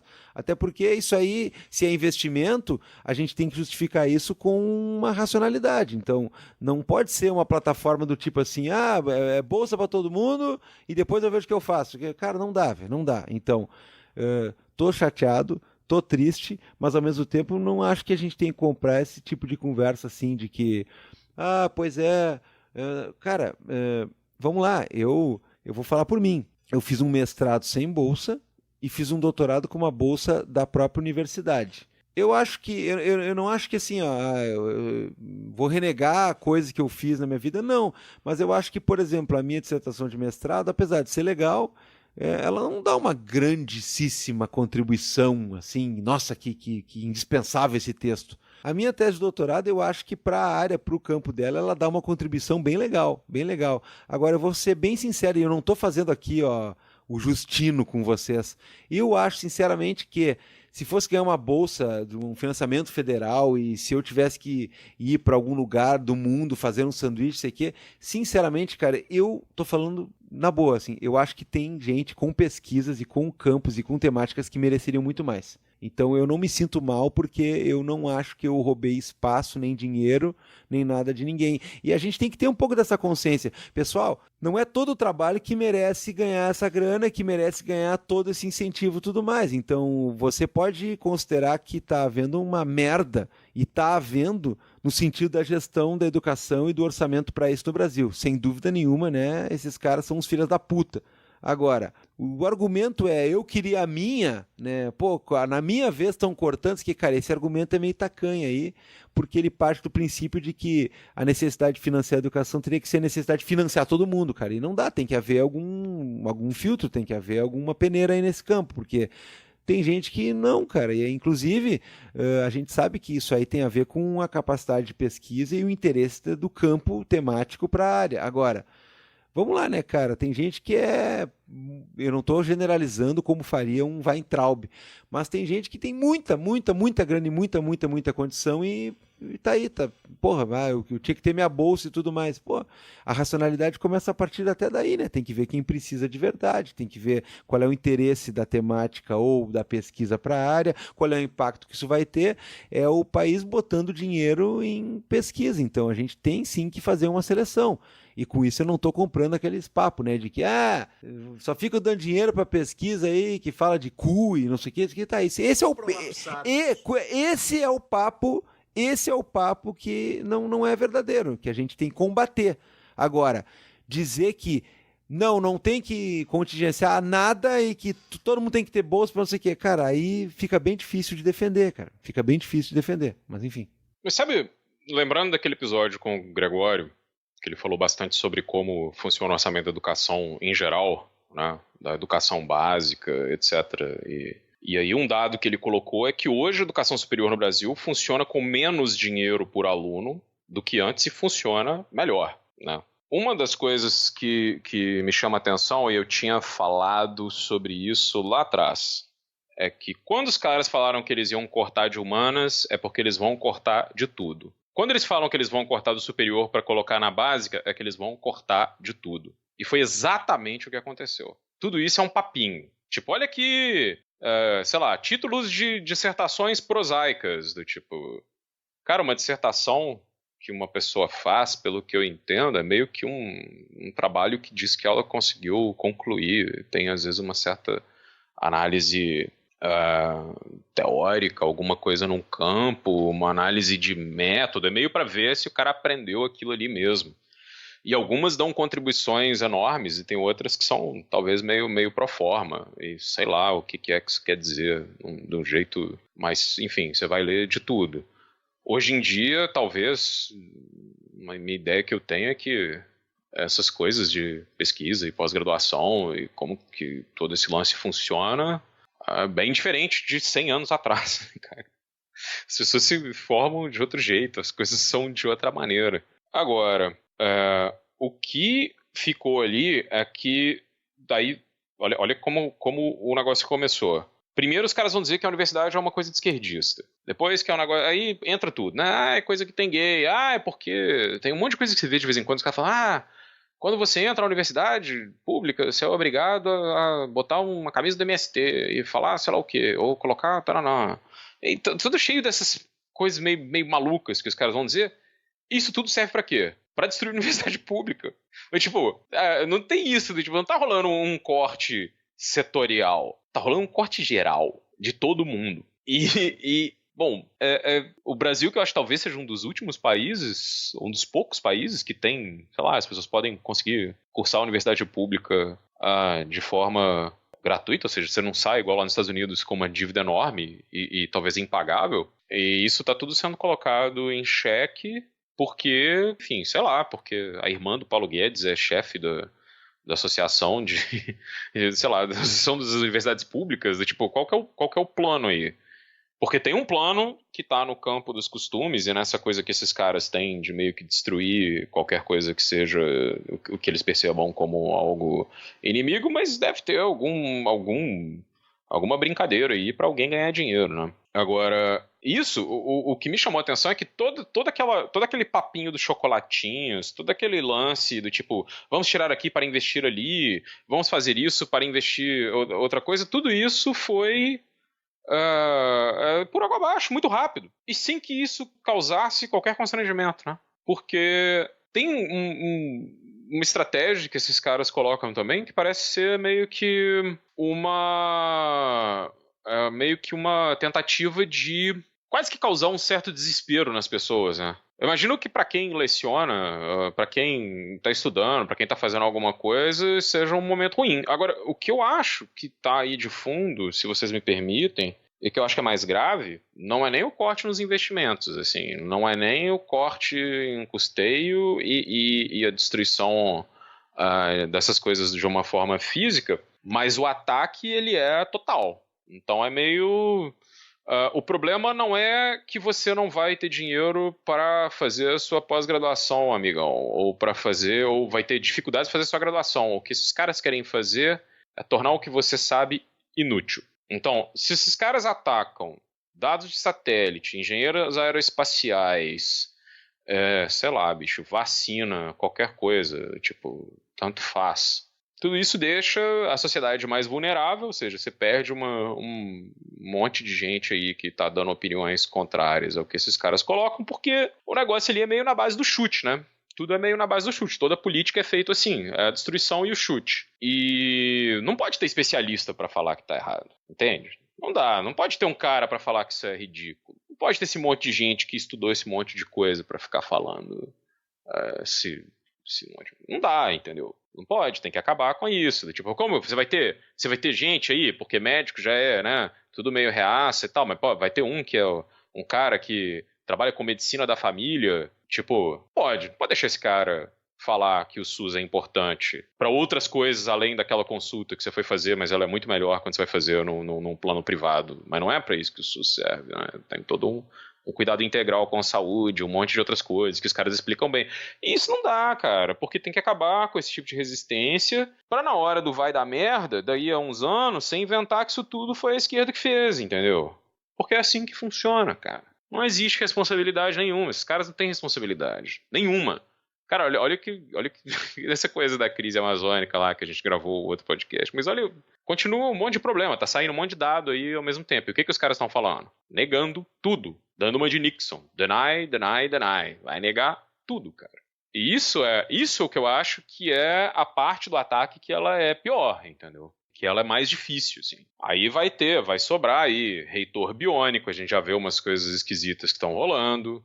Quando não tiver um tantinho aí para botar de coisa, já tem algo, eles conseguiram baixar uma portaria que as pessoas, para ocuparem cargos de chefia em universidades, isso é uma coisa da época que o Santos Cruz ainda estava como membro do governo, eles têm que passar pelo crivo do executivo. Então é uma coisa de controle total. Aí, quando você fala, porra, mas olha aí, cara, o Estado tá ampliando as suas garras para cima das autarquias. Aí os caras falam, não, mas agora é hora de despetizar. Porque todo mundo é petista. A Polícia Federal é petista, o Ministério Público é petista, as universidades são petistas. Todo mundo agora é petista, todo mundo vai ter seu dia de petista. E isso, cara, é isso, assim.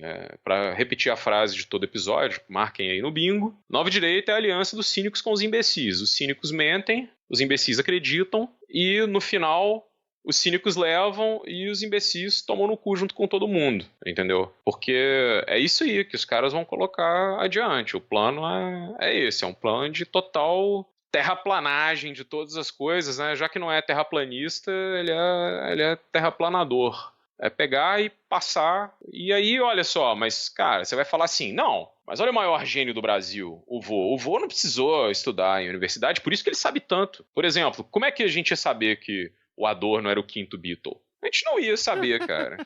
Entende? A gente não ia saber. E essa é uma coisa que ela tinha que ter aquele várzea, né? Que eu falo que é do policial e do professor, né? Então, o Estado, ele tem que ser mínimo na hora da educação. Porque você tem que poder escolher seu filho e topar um homeschooling e fazer certas coisas, porque tem que tomar muito cuidado. E aí, olha só, você chega lá uma hora, na hora da polícia, o Estado ele tem que ser máximo. O Estado tem que ser máximo. Na hora de puxar o gatilho, o Estado pode tudo. Ele não precisa de nenhuma mediação.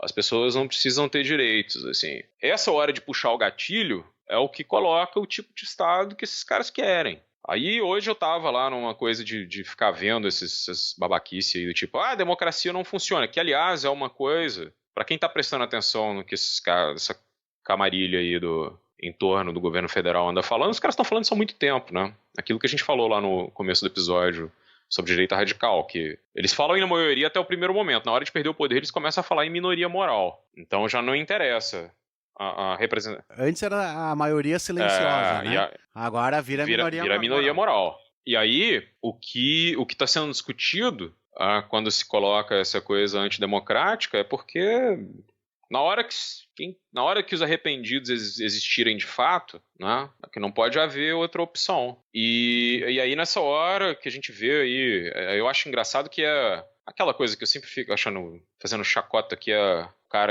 o bolsonarista do estrangeiro, o cara que elegeu e foi embora, ou o cara que elegeu e mora em outro lugar, e agora que é o negócio, tipo, a gente não pode ter nada, a gente não pode ter jornalismo, imprensa independente, a gente não pode ter judiciário independente, a gente não pode nem mais ter democracia. Os caras não querem deixar nem que isso aconteça.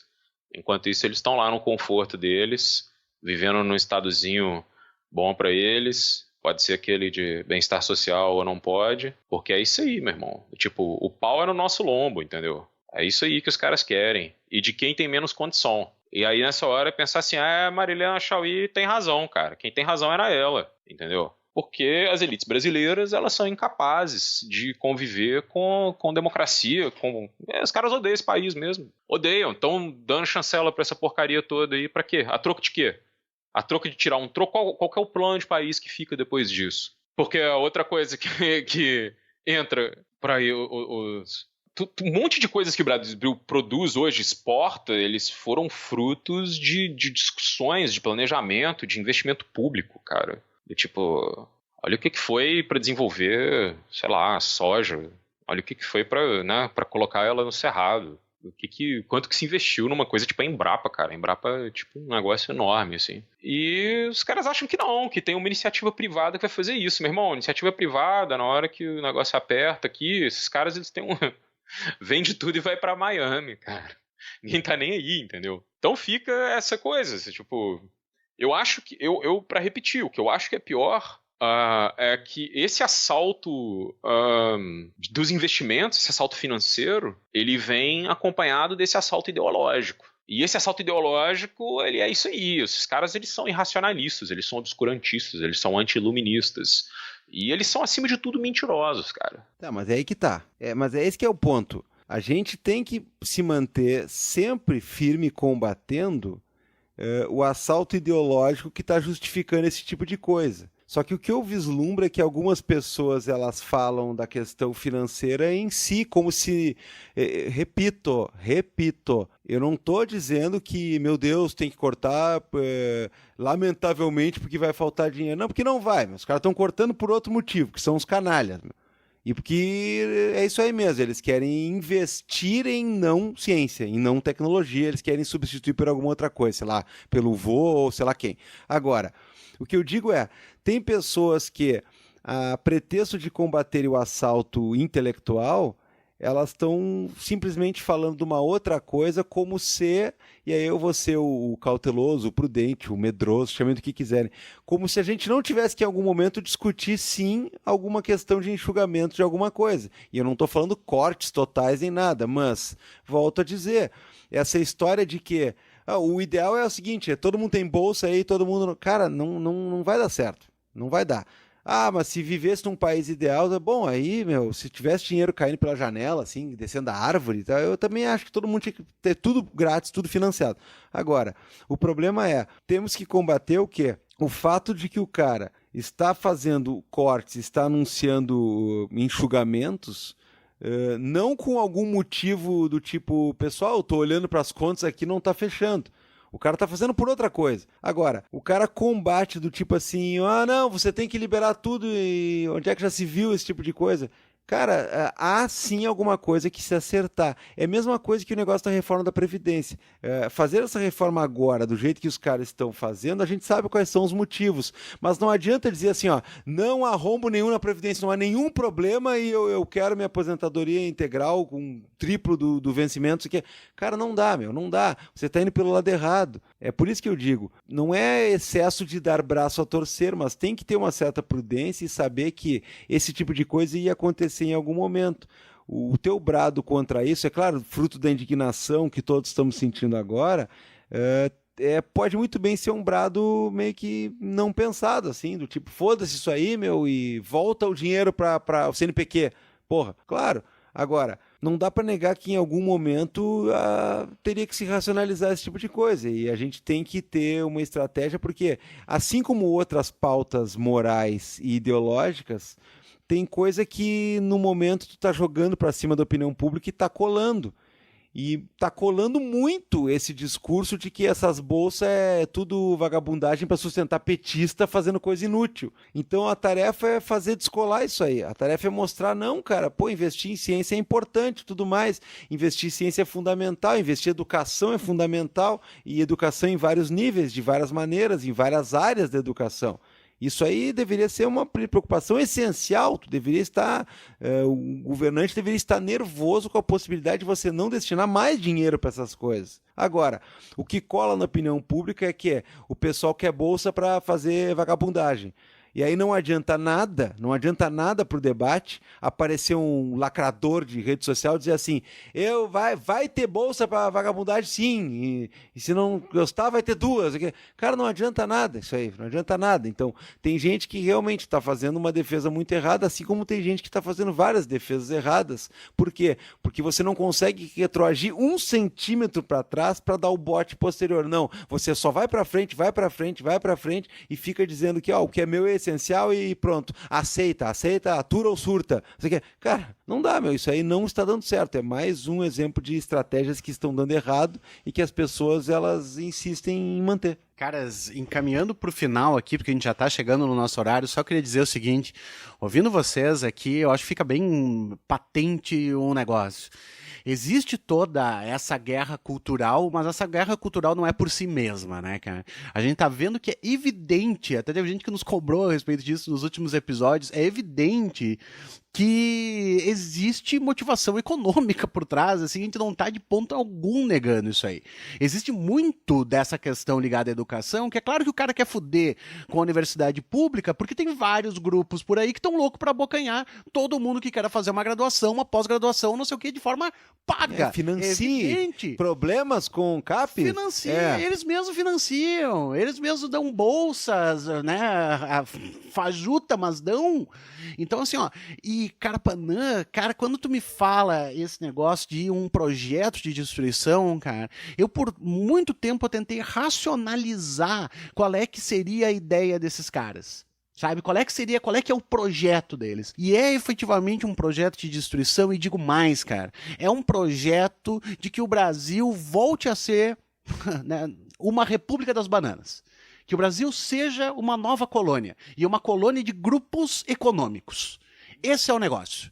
Não é assim, ó, vai ser uma coisa, a ideia deles é que seja uma mistura de uma teocracia, de um ponto, dessa pauta cultural, e de outro lado, uma república das bananas em que esses grandes empresários, essa grande burguesia mundial, venha, aproveite do que quiser e leve embora. E a gente se torne, na melhor das hipóteses, exportador.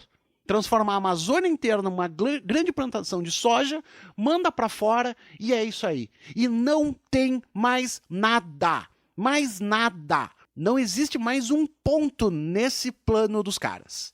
Absolutamente nada. Quando acabar a água, quando acabar petróleo, quando acabar minério, os caras estão com cobertor aí pronto para ir embora. Só que aí, para quem não acredita em aquecimento global e tal, né, que o negócio pode pegar bastante para nossa banda aqui e vai ser menos, sei lá, difícil no norte. Só que você aí, brasileirinhos, nós aqui, vocês não vão poder entrar lá nos Estados Unidos não, cara.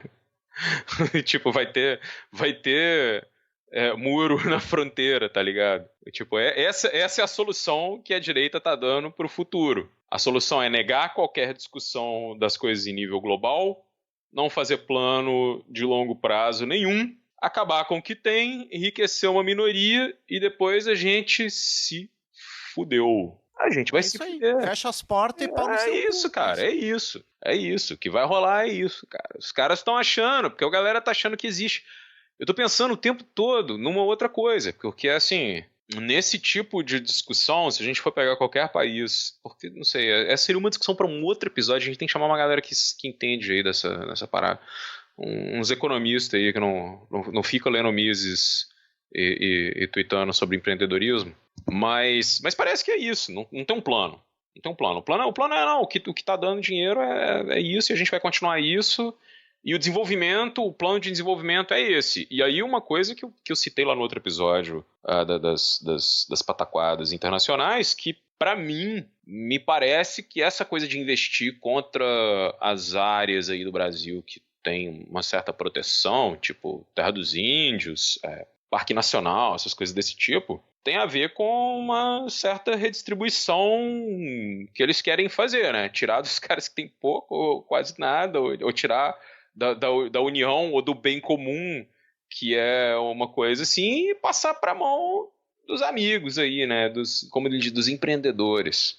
E tem uns dados interessantes, assim, porque, sei lá, vamos pegar o que é que aconteceu aí nesses últimos anos, também foi fruto de uma certa conjuntura global. A gente vendeu soja pra caramba e minério pra caramba porque a China começou a comprar muito, cara. A gente começou a vender produto agroexportador porque o Irã começou a comprar um monte de coisa também, entendeu?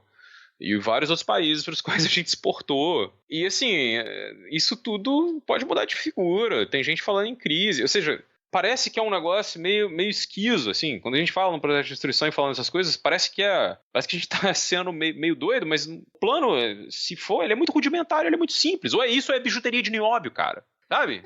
Nós vamos viver, é isso, é o Trump. Porque o Weintraub não ficou falando, não, agora com a carteirinha estudantil que vamos fazer, porque a Uni tinha o monopólio das carteirinhas e agora a Uni não tem, que é outra mentira, né? Tal. Mas aí a Uni vai fazer, a gente vai, como é que é? A gente vai dar sugestões para a Uni ter renda, porque eles são vagabundos que gostam de mamar no estado, e blá, blá, blá, essa merda que os caras falam todo o tempo todo. Mas e aí? Aí o cara tá falando, vai fazer uns artesanatos lá, né? Tipo aquele meme lá, né? Do tipo, quero viver na praia, do meu artesanato, as coisas que a natureza dá. Mas, tipo, cara, se o seu presidente tá falando de bijuteria de nióbio outro dia, aí é pra quem é alérgico ao ouro? Mano, foda-se, velho. Tipo, assim, trouxa é de quem não entendeu nada, sacou? Não entendeu nada. A galera não entendeu nada. Então, é isso aí, gente. O plano é dinheiro no bolso de alguns e pau no lombo do resto.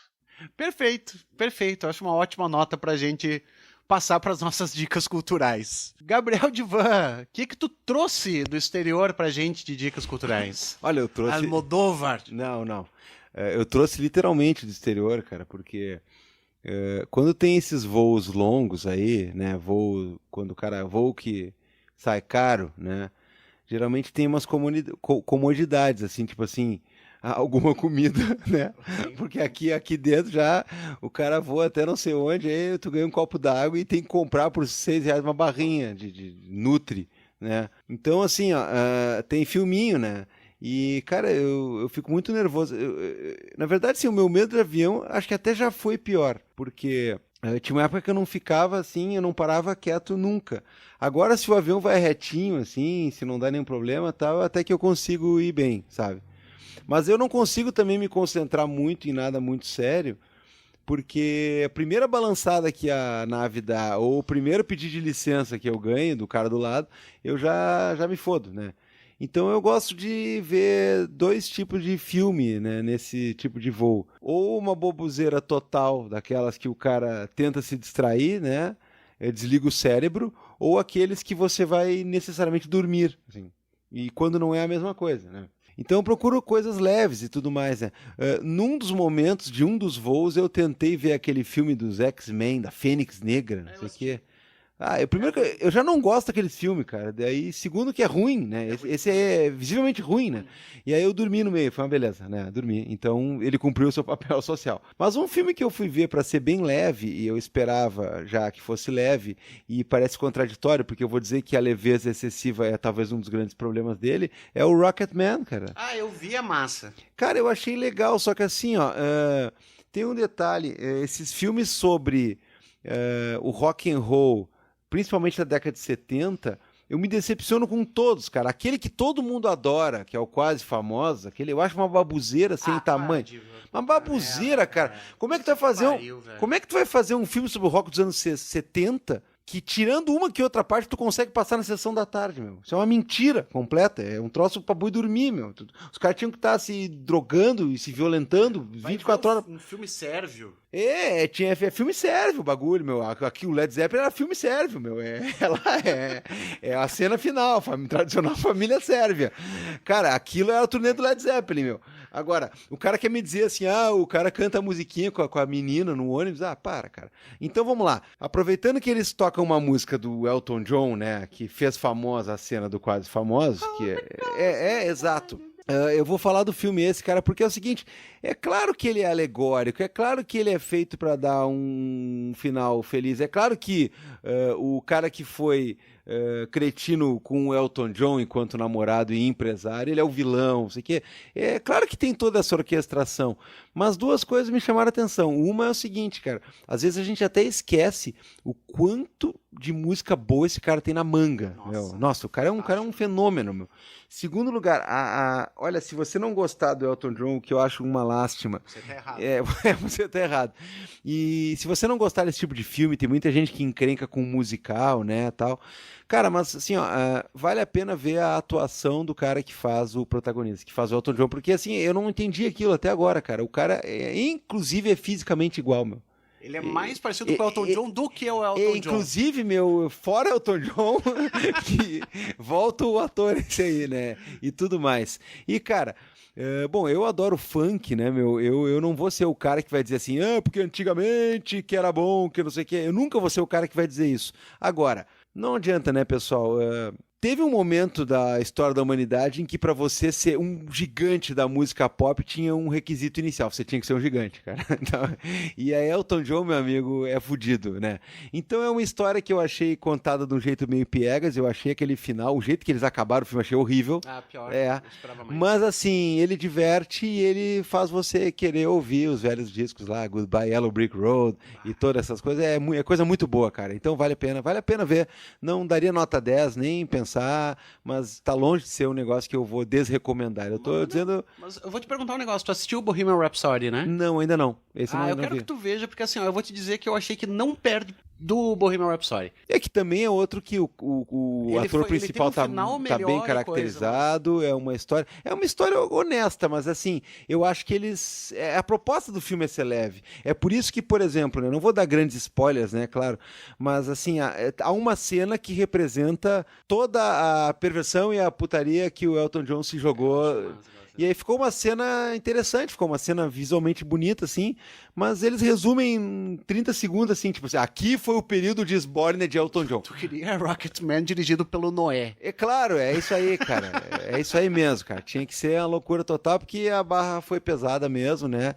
E no final, inclusive, não seria nenhuma exploração, porque foi um cara que passou por essa barra e sobreviveu e tá aí firme, tá muito bem, obrigado. Infelizmente fez uma participação em Kingsman 2 que foi lamentável, mas...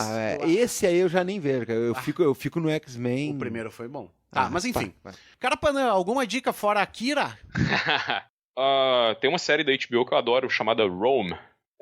Demais. Eu gosto bastante.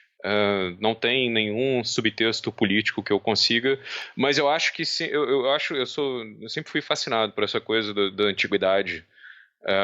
Pode ser Mesopotâmia, Império Romano, Egito. Aí, João, um abraço. Mas eu acho bacana essa série, gostei dela, os atores são bons pra caramba, a história é interessante, são 2 temporadas ótimas, e é uma série que eu queria que tivesse uma terceira, mas por outro lado eu agradeço que não teve uma terceira, que acabou com tudo. Então fica aí a dica. Carapanã, diga. Sabe que eu nunca tinha lido aquele livro, aquela série O Imperador do, como é que é, Con Iggulden, assim que se fala?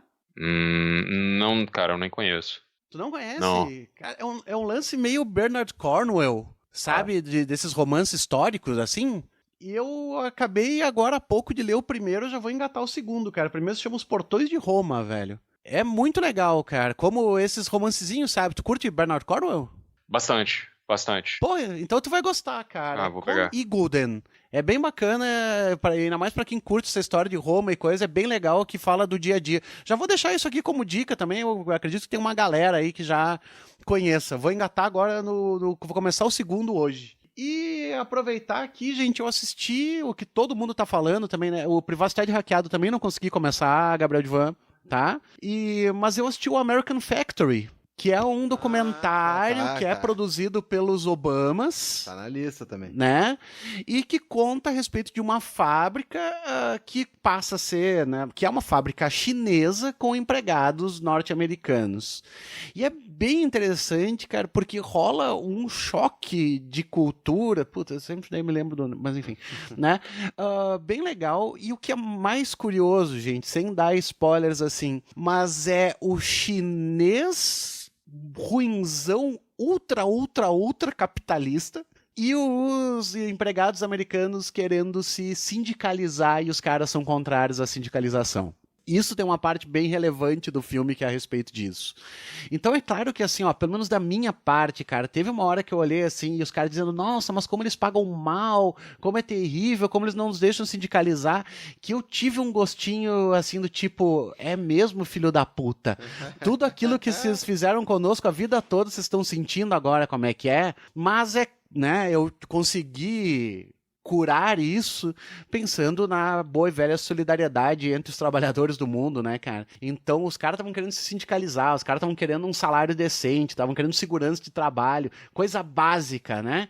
Então, assim, ó, é bem interessante de ver, é uma história que merece ser vista, mas digo o seguinte, né, cara? Pra quem é brazuca, a gente conhece muito bem essa realidade. Sabe? E outra, né?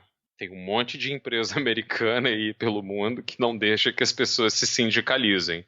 Não, por isso que eu falei que eu tive um certo Schadenfreude. Eu achei meio propagandinha, assim, achei meio tipo, olha aí, olha só, lá no, sabe, do tipo, eu vou ver essa agora, eu vou ver isso, cara. Não, porque esse tipo de coisa, assim, pra quem fica acompanhando política norte-americana igual eu, a maior coisa que foi feita até agora nos Estados Unidos, assim, tipo, do Reagan pra cá, foi arrebentar sindicato. Porque quem é sindicalizado lá, e essa é uma diferença total, quem é sindicalizado tem outra vida do que quem não é. Quem tem categorias que são fortes tem outra vida do que quem não tá nessas categorias, assim.